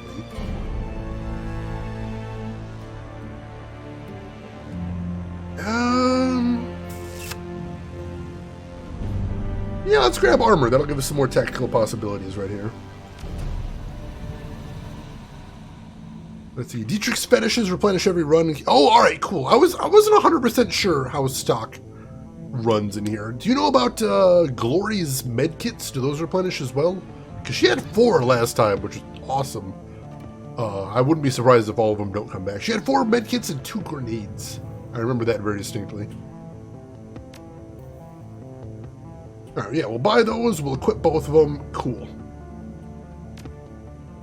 Alright, good deal. If you get an aim and cast it on a bot, does that make it an aim bot? I think it does. I think it does. Alright, there were a couple other locations we could check out in that case. I didn't think those doors were somewhere I wanted to go just yet, but if they're just shops, you can check those out. Oh, hey, here's another person we haven't talked to as well. Party members shop for themselves, basically? Oh, that's awesome. I like that a lot. That is a big quality of life increase. See, I was talking to somebody the other day about that aspect of party composition in the first game versus the second one. And while it is very much on brand for a Shadowrun game to have you hiring people, it doesn't feel like Shadowrun Tabletop. Because in Shadowrun Tabletop, you weren't typically hiring your party. Your party was your buds. Your party was the people you played with at the table, the other PCs. So it just kind of made the game feel a little bit lonely, the fact you were just hiring random schmucks for every mission. So I really like that they have actual characters that are your party in this game. That's a big improvement, I think. You can override the equips with higher spec stuff. I believe so, but I think they actually get better stuff at certain junctures throughout the game. I think there's some checkpoints in the game where they automatically equip up better stuff, which is cool. I like that as well. The dwarvish tech vendor smiles at you with practiced ease, her almond eyes twinkling with the glare from a dozen Trid screens. She speaks in a clipped, heavily accented German. Welcome to the Data Haven. Can I help you with something? I'm in the market for something exotic. What kind of tech do you carry? Anything and everything. Need a new deck? Some software, perhaps? I'm your girl. She taps a painted fingernail against the molded plastic of her data jack. Or maybe you're a rigger like I am. Perhaps I can interest you in a new drone or two. All sounds whiz to me. Let's see what you got. Well, that's nice. She cute. She cute. She cute. Yeah, that is really nice, Emperor. I like that a lot. I like that since we're in Berlin, she's the only one here with a non-German accent. That is pretty cool. Alright, so she sells cyberdecks, which we don't need. Drones, which we don't need. Outfits, which not for us. Drone repair kits, as well as summons. And programs. So she doesn't sell anything that we really need here. What else we got over here? That's the safe house. So we come back full circle there. That leads to the U-Bahn platform. I don't think we need to go down there. I don't believe so. Let's take one more sweep, make sure we didn't miss anything around town. Pretty sure we did. Alright, that leads back over to the monument. I don't think there was anything else to see over there. How about over here? You get to explore some really interesting stories if you want to. You know I love me some side quests. I would not be opposed to that. Now here we go. Triage Cyber Clinic. Check that out.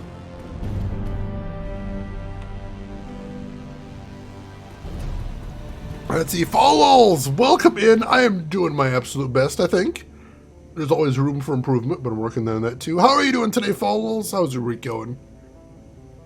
As you approach the elf, you notice he's in mid-conversation. His lips move rapidly and his voice comes out in a low, quiet tone.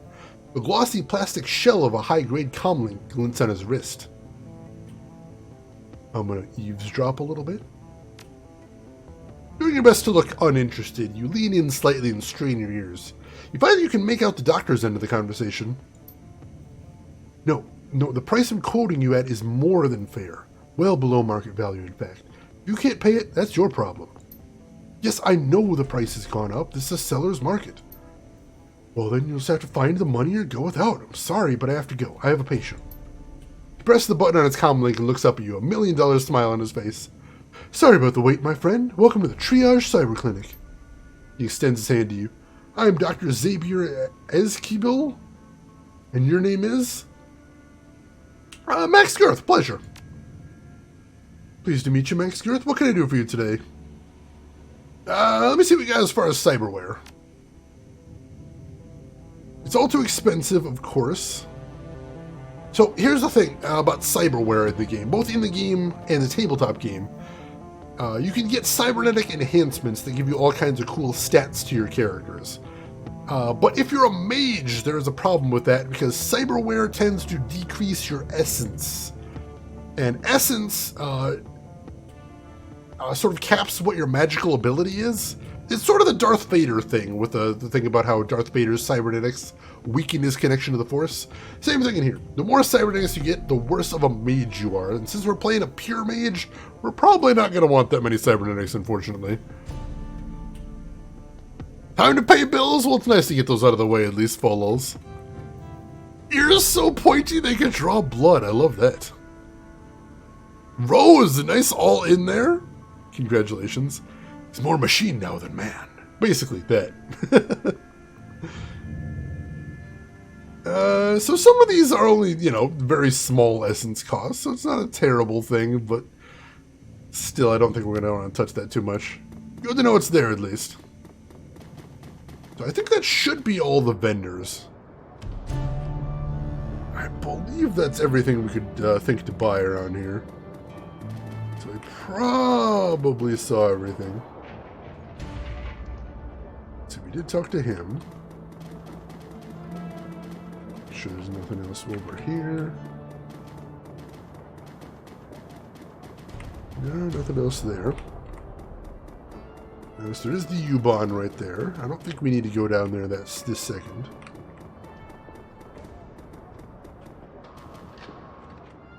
Is there anything over this way?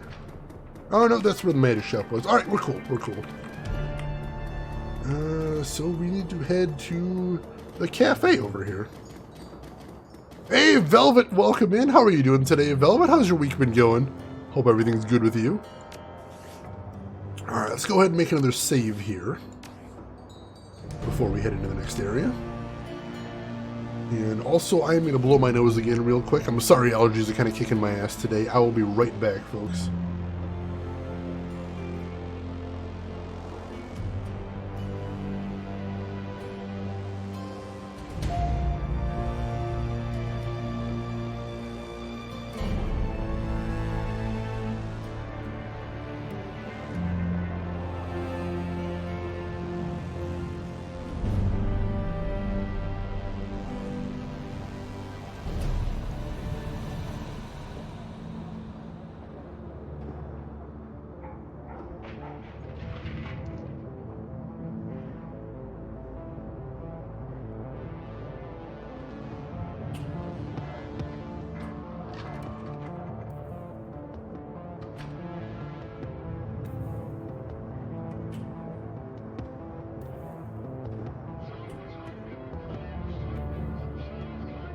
Alright, sorry about that. Emperor, congrats on that all-in right there. That is intense.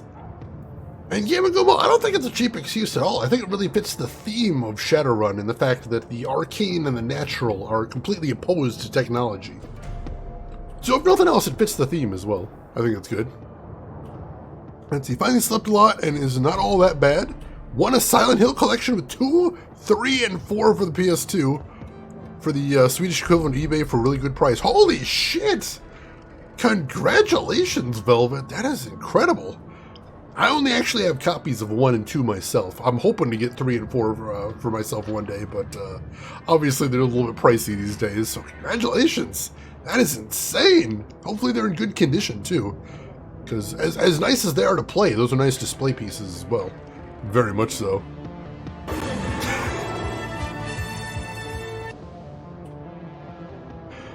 Emperor, thank you for the gift sub to Stream Elements right there. Completely not suspicious gift sub to Stream Elements right there that I'm sure won't be construed as a bribe. Gift sub number 953 in the channel. I appreciate that, Emperor. Thank you. Oh, God. Emperor, you have dedication to a bit, and I respect that. Alright, so I presume this is where we're supposed to meet up with that guy. Let's talk to this guy first, though. CDs were a little bit scratched, which was a little disappointed, but it's not like they're unplayable. But the manuals and everything was excellent. Excellent. That is good. That is very good to hear.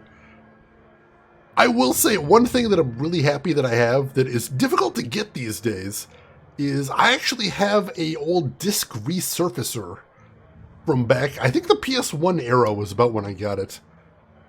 And it's got a little bit of spray that actually supposedly goes into the gaps, as well as it sort of polishes over the top to try and smooth it out. I think in the long term, it's super bad for discs, but I have taken discs that are too scratched to be read, run it through this thing a couple times, and then I could read them. So in the short term, it is a very nice thing to have. I know if we've got any people that are old enough and went to the right stores, you probably remember Disc Doctor or Skip Doctor. If any people may have seen those before, but oh, it's good. It is good to have, and it's going to break my heart when this thing wears out. It really is. Let's see. Warden, you don't think you mentioned last Saturday your dad came over and brought a surprise visitor of a new puppy? Do you know the breed, number 1? Do you have pictures, number 2? And number 3, what's his name? Need to hear the pupper's name. Let's see. You could burn a PS1 game on it and have it work in an unmodded system. Oh, jeez. Do you know it isn't actually the black color that makes them give them copy protection? PS1 games do obviously have copy protection. That's why you can't put a burned disc in a PS1. But it actually has nothing to do with the color. The color is just for visual distinctiveness, which is interestingly enough. The actual... If you're curious, I can tell you what the copy protection is on PS1 discs, because it's actually really, really fascinating and completely unique. I've never heard of it used anywhere else. Guybrush, I've never heard of that use before, but that's amazing. You can still get a Skip Doctor? Really? I thought they went out of production a long time ago.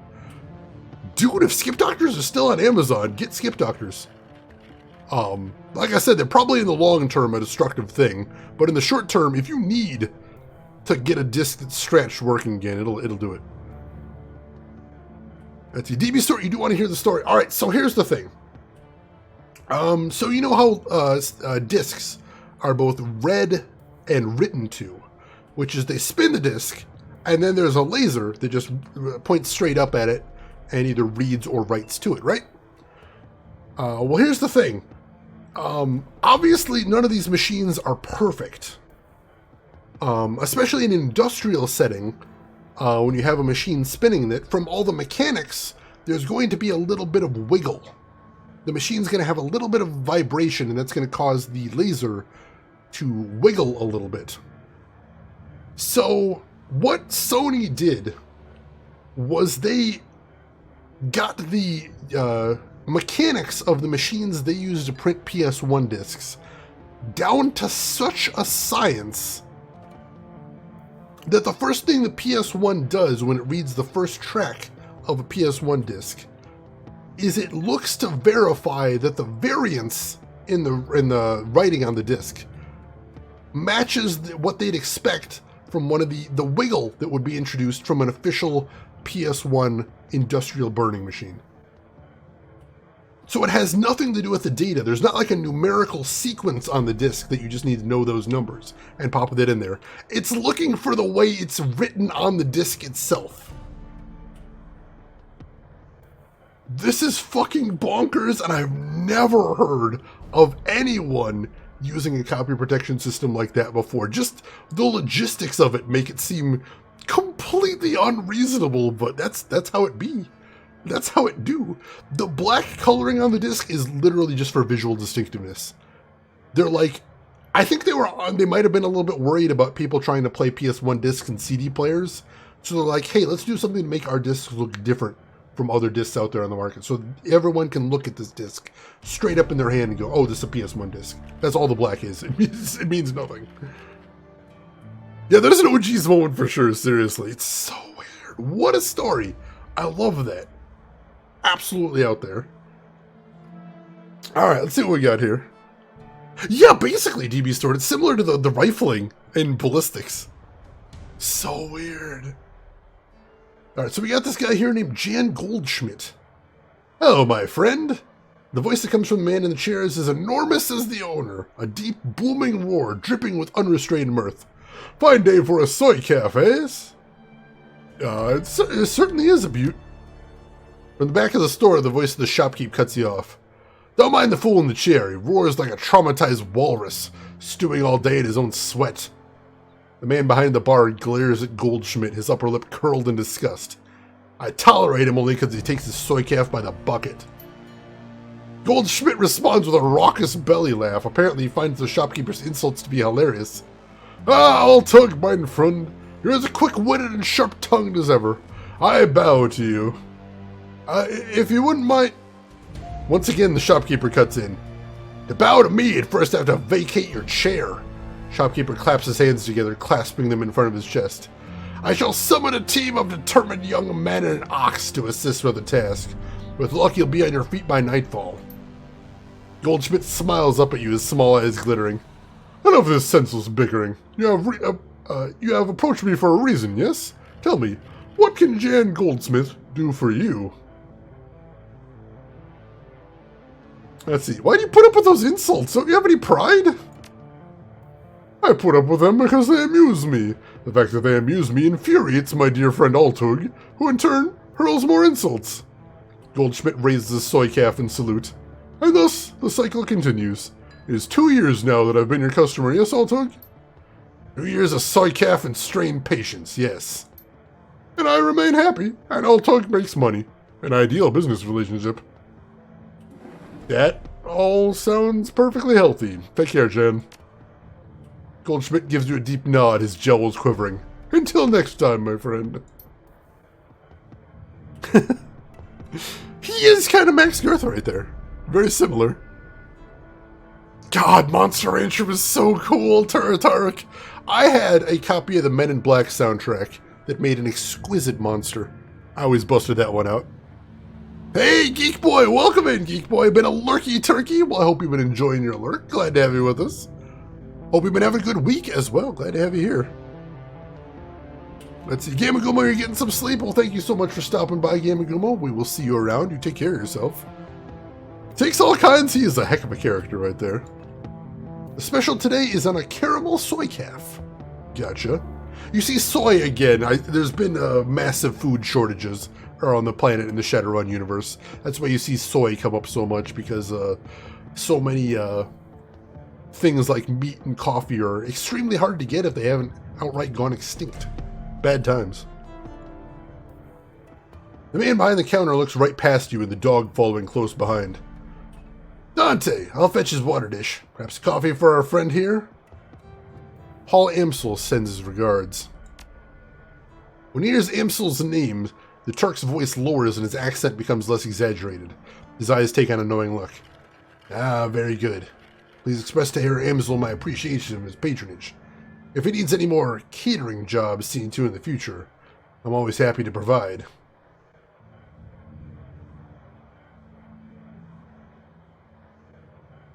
Let's see. Paul is always pleased to send business your way, Herr Burgazi. He was hoping you could discuss some of the details of his Green Winters order with me. Coffee shop owner offers you a smile. Of course. Herr Amsel is too kind. Burgazi turns his head and calls into the back room. Kami, come! A young woman bustles in from the back room. Her gum chewing is loud enough to hear over the noise of the coffee grinders. Burgazi spits something out in rapid-fire Turkish.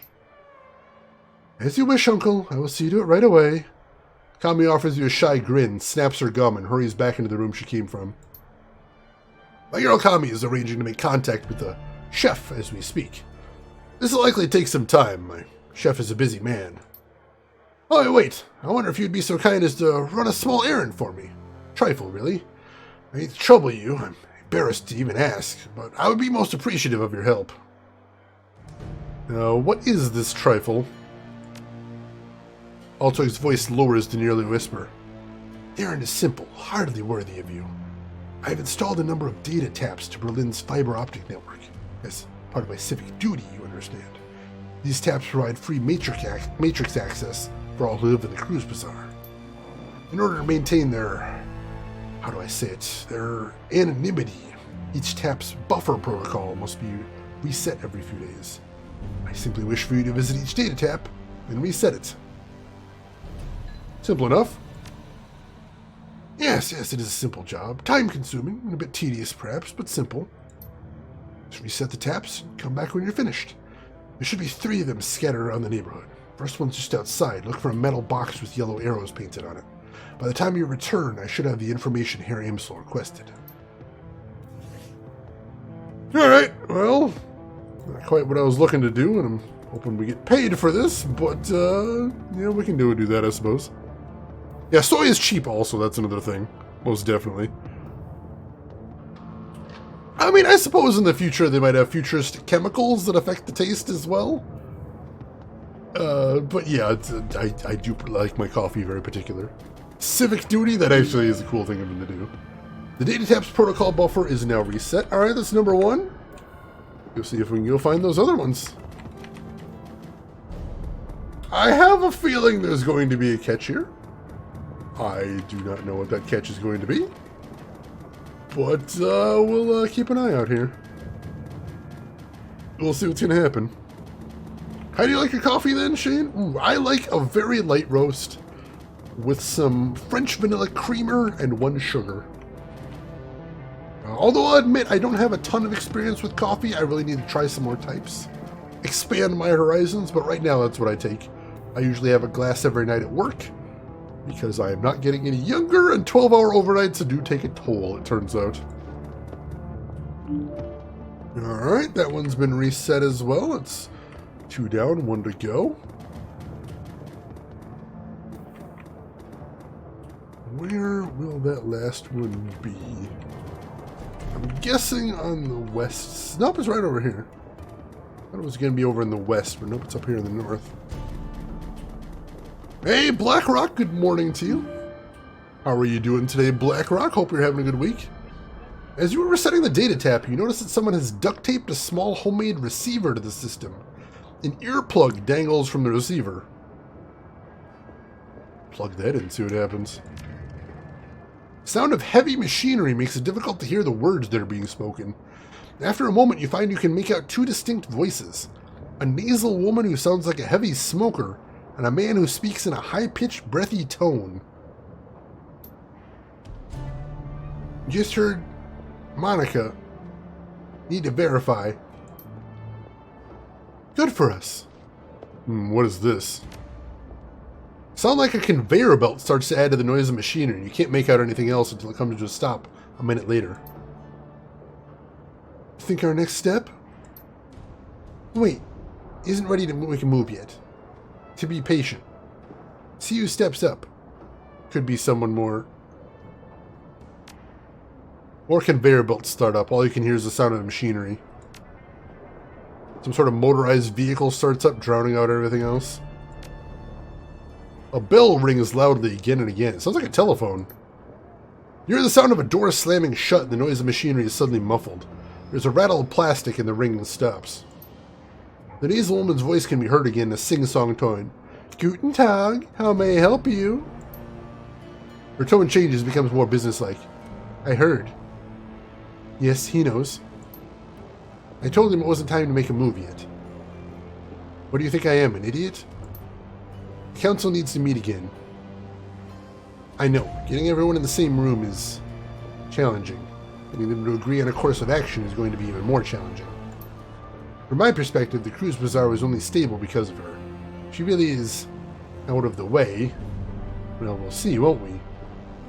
Yeah, I know. What can I say? Things go slow in the flux sometimes. You hear the sound of a door opening again and the cacophony of machinery fills the line. You can't make out anything more. It's clearly connected to our team leader right there, our former team leader. And doesn't sound good. Doesn't make me feel very safe and secure, I'll tell you that much. Playing a lot of Pokemon. How's that been going, Blackrock? Getting any good catches? How's your team looking? Tell me everything. Smells like the start of geopolitical intrigue. One of my favorite kinds of intrigue, as a matter of fact. So that's exciting. It wouldn't properly be Shadowrun if you didn't get tangled up in something much bigger than you anticipated, so I'd say we're on the right track there. Yeah, alright. Let's let the guy know we got what we needed. See what he's got for us. Let's see. Welcome, honored Effendi. Welcome, and how can Burk Ghazi serve you today? Would you like a cup of coffee, perhaps?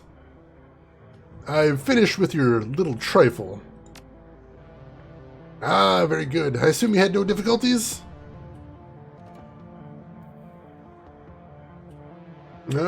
Easy, just like you said.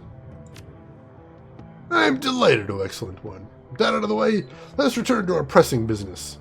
He barks a stream of rapid-fire Turkish, and the gum-chewing young woman comes out, hurrying out to the counter. The menu for Herr Amsel, uncle. Kami hands you a folded piece of paper. Inside is a memory stick. Please send my consolations to him. The death of Fräulein Schaefer must have hit him hard. Burk Ghazi gives Kami a small nod, and she hurries out of the room. When she's gone, he returns his attention to you.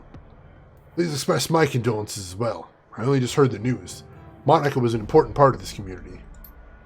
He frowns. Few know how important. The memory stick Herr Kami handed you should contain all the information Herr Amsel requires from our chef in the field. Should you require my services in the future, you know where to find me. Till then, good day. Alright. I think we got what we needed right there.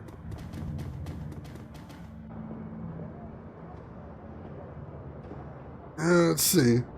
Unlock the national decks and catching a lot of other legendary. Nice, nice. Congratulations. Oh, right. Oh, that is frustrating, Rin. I'm sorry. Alright, so I assume we're heading back to the hideout now. We are heading back to the hideout now. Alright, so we'll head back there. We'll see what's on this data stick. See what information we get. And then we'll decide what we're doing from there. Oh yeah, I love the art style of this game too. The music also. The music is gorgeous. Love everything about it. Alright, looks like everybody's gathered around over here. Dear God, it's cold here in Sweden today. I will sit in my floofy cat onesie with ears on the hoodie and not get out of it today. Sounds cozy as hell, Velvet. I hope that helps keep you warm. It is pretty chilly over here, although honestly we're in a bit of a warm spell over here. Yesterday it was around 50 degrees Fahrenheit, which, considering we were in the teens Fahrenheit just last weekend, it's weirdly warm for us, but hey, I always take a little bit of warm before the brutal Chicago winters set in. Max. Amsel peers at you apprehensively. His eyes are bloodshot, his expression grim. Did you get the information about Green Winters? Yes, I spoke to Altu. He gave me this memory stick. Let us see what his agent has to say. Amsel snatches the memory stick from your hand and slots it into the computer terminal. He navigates a series of command line menus and a wall of amber text floods the screen. Amsel scans it, mouthing the words as his eyes flit back and forth. Excuse me. 79 in your room! Dude, Turatar, keeping it nice and warm right there. The Fahrenheit isn't something you can eat. It occasionally gets a little crunchy out here, this is true. Supposed to be close to minus 20 C over the weekend. Holy crap. You love the cold, it's not been properly cold for a couple of years. Well, congratulations in that case, Lee2, but man, that is brutally cold. Live in Boston and winter is definitely coming though. Oh yeah, there's only so long you can put off, and I have a feeling it's going to be pretty brutal this year, most definitely. Oh, just the effect your tech has. Yeah, I know the feeling of that. It gets so insane in this room, the streaming room, in the summer. It's nice and comfortably warm during the winter, but during the summer, way too warm. Baragazi's agent tailed Green Winters to a hotel in a cesspool of keys called Dragonkeeper. The hotel is called Das Kesselhaus. It is a renovated factory nestled deep in the heart of Dragonkeeper. It appears that Winters is holed up there. Recently, there was some contention between two gangs over control of this neighborhood. Due to the gang violence, his agent refused to follow Winters into the hotel, but he confirms he is still inside. Well, what are we waiting for? Iger slings her rifle over her shoulder with a single spare motion. Gear up, people, we have a hotel to raid. Gloria and Dietrich pause, exchange looks with Paul. Just a moment, Iger. Amsel rises from his chair, drawing himself to full height. Even so, he has to crane his neck to look her in the eye. You are an excellent soldier, and nobody questions your competence in the field. Your loyalty to this team is equally commendable. That said, we believe that Max is the right choice to lead the team. There's a long pause before Iger speaks. When she does, her voice comes out dull and flat. What? Don't mistake this decision for a reprimand. Monica considered her contributions to the team to be invaluable. But we all know she wasn't comfortable putting a soldier in charge. Iger speaks through clenched teeth. Her words are measured, but her expression is livid. This is unbelievable. You want to put the rookie in charge. Again. She shakes her head. Don't you people learn from your mistakes? Max Girth is the reason we're still alive, Iger. He kept us together. He let us out of there in one piece. Making him your golden boy. She sounds tired, resigned, but above all, disappointed. This is more of your flux state idiocy at work, isn't it? Dietrich reaches out, puts his hand on her shoulder. It's what Monica believed in. Iger's voice tightens. For a moment, her control slips and her face contorts in grief. Yeah, and look where it got her. She straightens to her full height.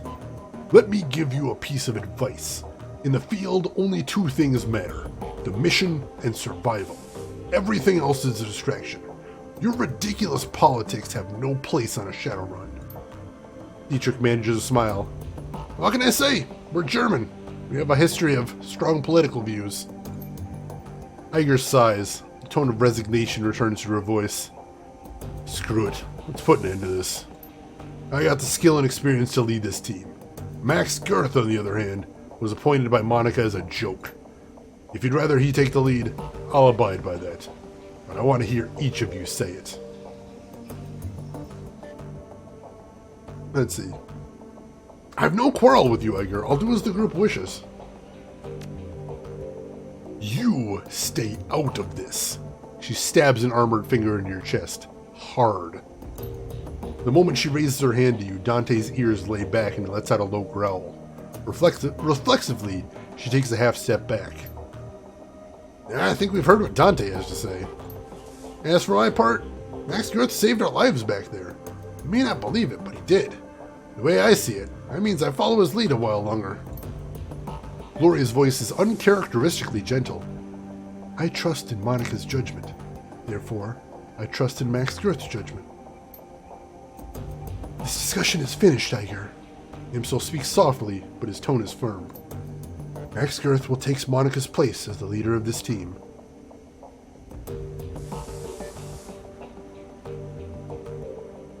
Let's see.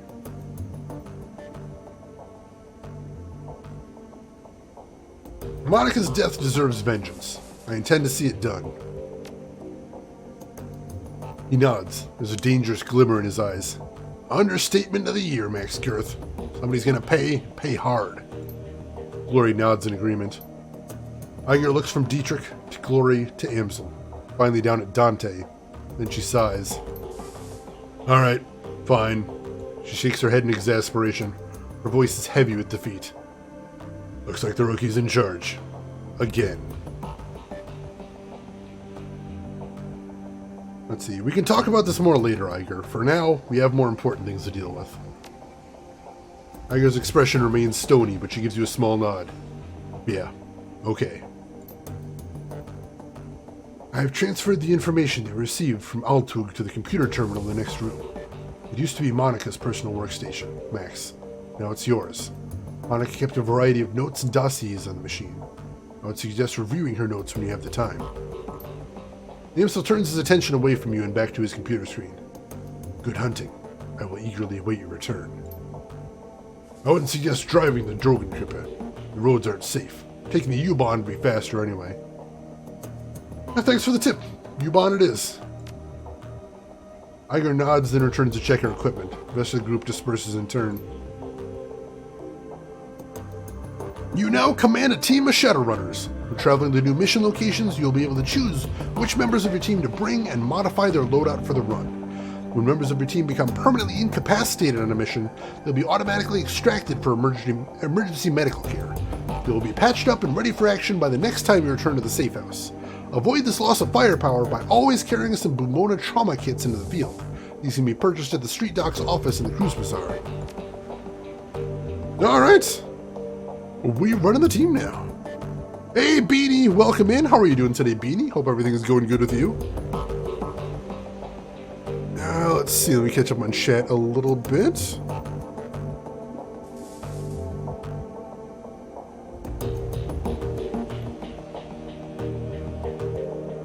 Let's see, happy Friday to you as well, Beanie. Let's see, Roseguard, now you're down by Louisiana. It sucks, I'm sorry to hear that. That is unfortunate. Humidity, heat, hurricanes, mosquitoes, tree pollen. Ooh, that is awful. She's angry, but from her perspective, I can understand it, DV Stewart. She is a soldier. She's used to chain of command. She's used to seniority. She knows the team. She doesn't know me. I was there when her very good friend died. She still kind of blames me for that. So there's a lot going on there, and she's being unreasonable. She is, but I also get where she's coming from. So there is that. How's Shadowrun? I'm enjoying the heck out of it so far. Really cool.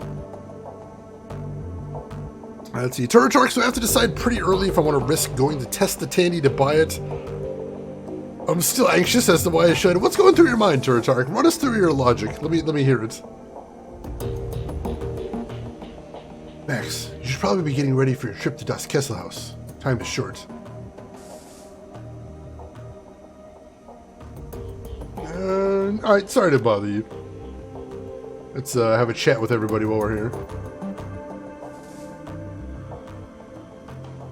Hey, Glory, how are you holding up? Alright, same thing right there. Alright, so they might not have anything new to say. I got nothing more to say, boss. Let's just get this run taken care of. You can hit me up later if you want to talk. Fair enough. Iger? This isn't the best of times. Come back later if you want to talk. Fair enough? Fair enough. Alright, let's check the mission computer then. It would be a neat, awesome retro thing that I could maybe run some DOS stuff on, or if it's not functional, it could be an awesome case to build a Pi emulator in. Alright, so you got some pros there, so what are the cons you're thinking of as well? Let's get the balance there. Your workstation and mission computer, the command center of the team's operations, and your last link to the memory of Monica Schaefer. Her thoughts and words live on in the machine. At times, it's easy to forget that she's gone. The cool blue tones of the workstation's main menu fill the screen.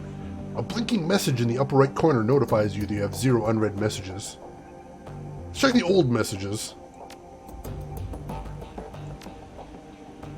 Let's see, the screen flickers to life and Monica's face appears. Her hands are on her hips and she's wearing a wry smile. Hey Ace, if you're reading this, that means I've either died or stepped down. Hopefully the latter, but probably the former. Not many Shadowrunners make it to retirement age. In any case, I'm sure you'll do a fine job in the role. If you need anything, talk to Paul. He's a good man, and knows how important it is to me that you take my place. One last thing, Ace. I think it might cause you some problems. In fact, I think it's a fair bet she already has. Just remember, she brings something to this team that nobody else does. You'll want her on your side. My advice to you is this. Hold your own with her. If she pushes you, push back. Don't try to butter her up with flattery. She'll see right through it. Most of all, do what you can to earn her respect. She'll never be satisfied following you if you don't give her a better reason than because Monica said so. I have faith in you, Ace. It's up to you to justify that faith. She half turns away from the camera, then returns her attention to you. The image is uncannily lifelike. Oh, and by the way, Ace, if you botch this, coming back and haunting your ass, I mean that. The message ends and the image fades. Find yourself back at the inbox. Alright, so it's good of her to mention that. I wasn't sure quite how to handle Iger, but if I need to be firm, I suppose that does make sense as she's a soldier. She respects authority. So I'll try to lean a little bit more towards that.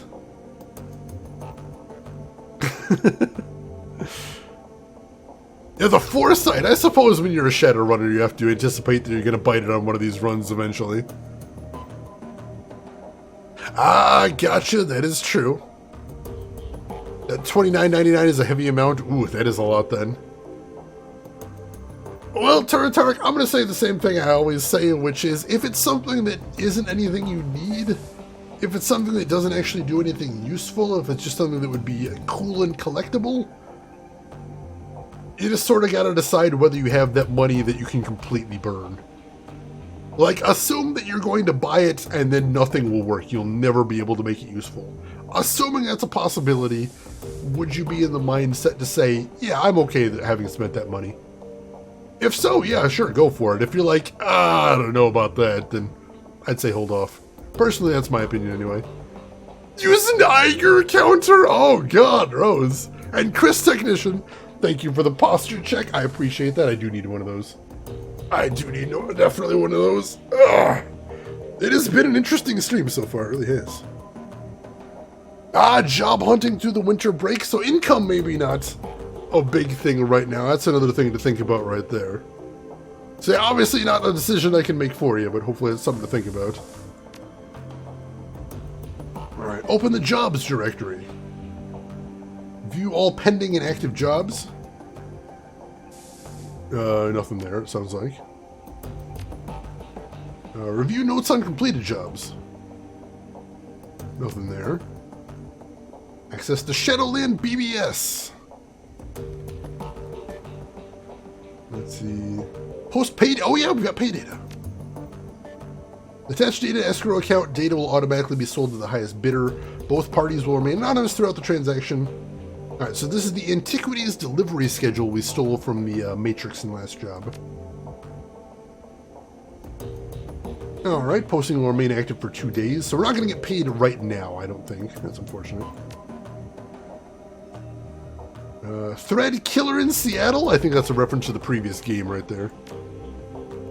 Anyone else reading about this? City's got a Lone Star contract and they can't catch the guy. This Emerald City Ripper has been on a spree and so far no one has a clue. Pathetic! Something like that happens on my block, some vigilantes would have tracked him down and stopped him.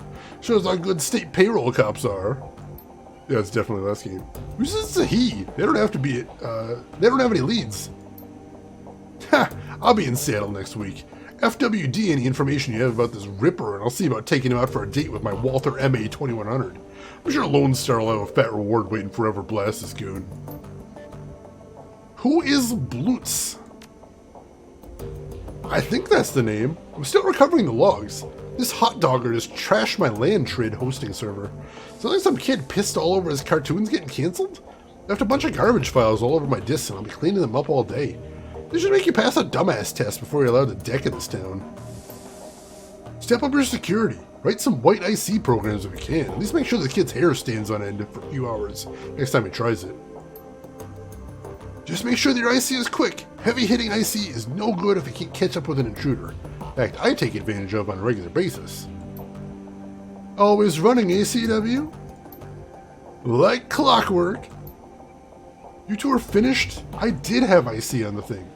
Tracked the hole down. Grocery store across the street was piggybacking on my land and left an unsecured jack point in the bathroom stall. Old as hell maintenance jack and fuse box. My security ignored it. Mystery solved. Shadowland isn't your personal tech support board, Lumens. Glad to see you fixed your own problem. Only way you're gonna learn. That absolutely sounds like BBS chat right there. Alright, access Monica's team personnel files. Alright, let's see what we got. Watch Monica's entry on Amsel. The image of Monica appears on the screen. Hall, a talented and well-connected fixer with contracts all over Berlin. She pauses for a moment. He's more to me than that, of course, but that's neither here nor there. The image winks back off the screen. You find yourself back at the menu. That's a little vague. Watch Monica's entry on Dietrich. Dietrich, one of my dearest friends, and a shaman of tremendous power. Good man to have on your side to fight. I tend to use Dietrich in a support role. His magic can dramatically bolster the combat effectiveness of a frontline fighter like Eiger or Glory. When the chips are down, he's more than capable of dishing out punishment on his own. Can't think of much else to say about Dietrich. Just a good, reliable guy. She pauses for a moment. When she speaks again, you can hear a hint of guilt in her voice. He is getting a little long in the tooth for a Shadowrunner. Not sure how many more years he has ahead of him in this game. But I'll be happy to run with him for as long as he's able. We'll see, I suppose. Glory! Glory, our damaged enigma. I've known her for almost 5 years now, but I don't think I'll ever really know her. Somehow I doubt that anyone will. On an operational level, Glory's solid. That chrome of hers may be old, but it gets the job done. I've seen her take a troll apart with her hand razors, and when her adrenal pump is running, she moves faster than anyone I've ever seen. On top of all that, Glory's a competent field medic. I don't know where she learned medicine. Got another question mark. But she's patched me up at least a dozen times. Between her skill with a medkit and Dietrich's magic, we haven't had much trouble with serious injuries. In our line of work, that's a luxury.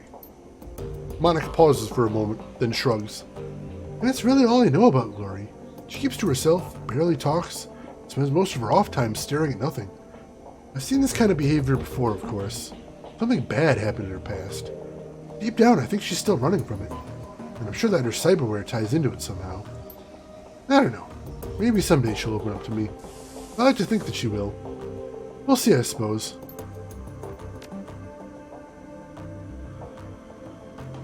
Let's see. Eiger. Eiger. What to say about Eiger? She's smart, she's strong, she's one hell of a soldier. In a close-up fight, I've seen her take apart an entire security team with her shotgun. She's even more dangerous at range. It's a handy thing to have a trained sniper on the team. All in all, we enjoy one hell of an advantage thanks to her. Unfortunately, there are some disadvantages too. All that military training has left her, how to say it, rigid, I suppose. Unlike the others, Eiger isn't content to go with the flow. She wants lists and maps and timetables. She wants a hierarchy and she wants it formalized. I don't think that she realizes it, but giving her what she wants would destroy the team. Glory and Dietrich wouldn't put up with it for more than a day or two. I know that I would, but she keeps on pushing all the same. Monica shakes her head. One of these days, the situation's going to come to a head. I just hope it doesn't happen soon. Let's see, I think missing out on it being that it was one of the OG laptops would haunt me, so I think I'll go back to test it out once. Alright, as long as I let you test it in the store, that's at least another data point to help you make a decision at least. Let us know what you find out. Alright, let's see what Monica's entry on us says. I'm curious. Max Girth, my secret weapon. I've run enough with Max Girth to know that he's trustworthy. Good in a fight, too. But beyond all that, it's good just to see him again. There aren't many people left from the old days. Far too few. Max Girth. Well, he was always the best of them. Shakes a deep breath and shakes her head with a sigh. God, that was sappy. Mental note, we record this before Max gets a chance to see it. At any rate, if anything happens to me, it's good to know that he'll be able to fill in my shoes. It's not what Eiger would want, but it is what would be best for the team. Aw. Alright, that should be everything there. I think we've got all the info we need. In which case, is it time to head out? I think so. So, let's go head out of the hideout first and foremost. Yep, we are going to the subway next. So, let's go ahead and save first. Actually, hang on. Where's the arrow pointed this way? I thought the yellow arrows usually pointed the way to the next quest. Oh, it just pointed the two different subway entrances. Dang it! That's not helpful, UI. Why would you do that to me? There's an objective point right there. Don't point me somewhere else. Jeez. Alright, let's go ahead and save the game here. And I think that is probably going to be as good a point as any to stop for the night. We didn't get a whole ton done today, but I figured we'd be doing a lot of introductory stuff, talking about the mechanics, getting accustomed to our characters, doing some shopping, exploring the town, doing a lot of setup for the story. So it's understandable it will have been a bit slow. I assume we'll probably do more than one mission tomorrow. So thank you all for stopping in today. I really appreciate it. This is really looking really good so far. I'm excited to see where this is going to go. I'm excited to see what we're going to do mechanically with the game as well. So I think we got good things in our future, most definitely. That time again, though, John, yes it is. But hopefully everybody enjoyed their time here today. I really hope so. I do. Jay Melman, welcome in. We're just wrapping up, unfortunately. But I'm glad you're enjoying Wheel of Time. I'm hoping to check that out at some point. So yeah, we will be back tomorrow at the same time, and we will be playing more Shadowrun then, so I hope I will see you then. But for the moment, if you got a minute to spare, I would really, really appreciate it. Because we do have one last thing to do before we call it a night. Radivarius, there are no brothers, just want to go! God, the memes are getting multi-levels deep right there. So yeah, one last thing I would appreciate before we call it quits, if you've got a second, because we got to see who else is online here so we can find somebody else to hang out with, just in case you are not done watching Twitch for the day. So make sure to hit follow if you haven't already. That'll be the quickest way to find me in the future. If you do want to watch some more of this stream, we would love to have you here. And while I'm looking to see who all is online right now, there are going to be some links in chat that you might want to check out if you haven't seen them already. We've got a link to my Twitter if you want to see what's up to outside of the stream. Feel free to join me there. We have a link to my YouTube if you would like to see what I've played in the past, or if you just want to get caught up on our current playthroughs. That is going to be a good way to check to see what those are. And we've got a link to my Discord if you would like to chat with me or any members of the community outside of the stream. Feel free to join us there. We would love to have you. And let's see, where are we going to go today? I actually see somebody that we've never had a chance to raid before that I have really wanted to say hello to. I don't know how much longer they're going to be on, but let's just pop over there and say hi, shall we? So folks, I would love it if you would join me as we go raid a streamer by the name of Hope. There's Variety Streamer, plays all kinds of really cool things, and right now they're working on some FF14. Which I know is all the hotness right now, and I honestly enjoy watching it. I think it's pretty cool. So why don't you join me over there, say hello to Hope, hang out for a little bit, maybe throw them a follow if you like what they're doing. But hey, if you've got other things to do, I will just say as I always do, have a good morning, afternoon, or evening, wherever you're at in the world, and I will see you folks tomorrow for some more Shadowrun Dragonfall. Take care of yourselves till then, everybody.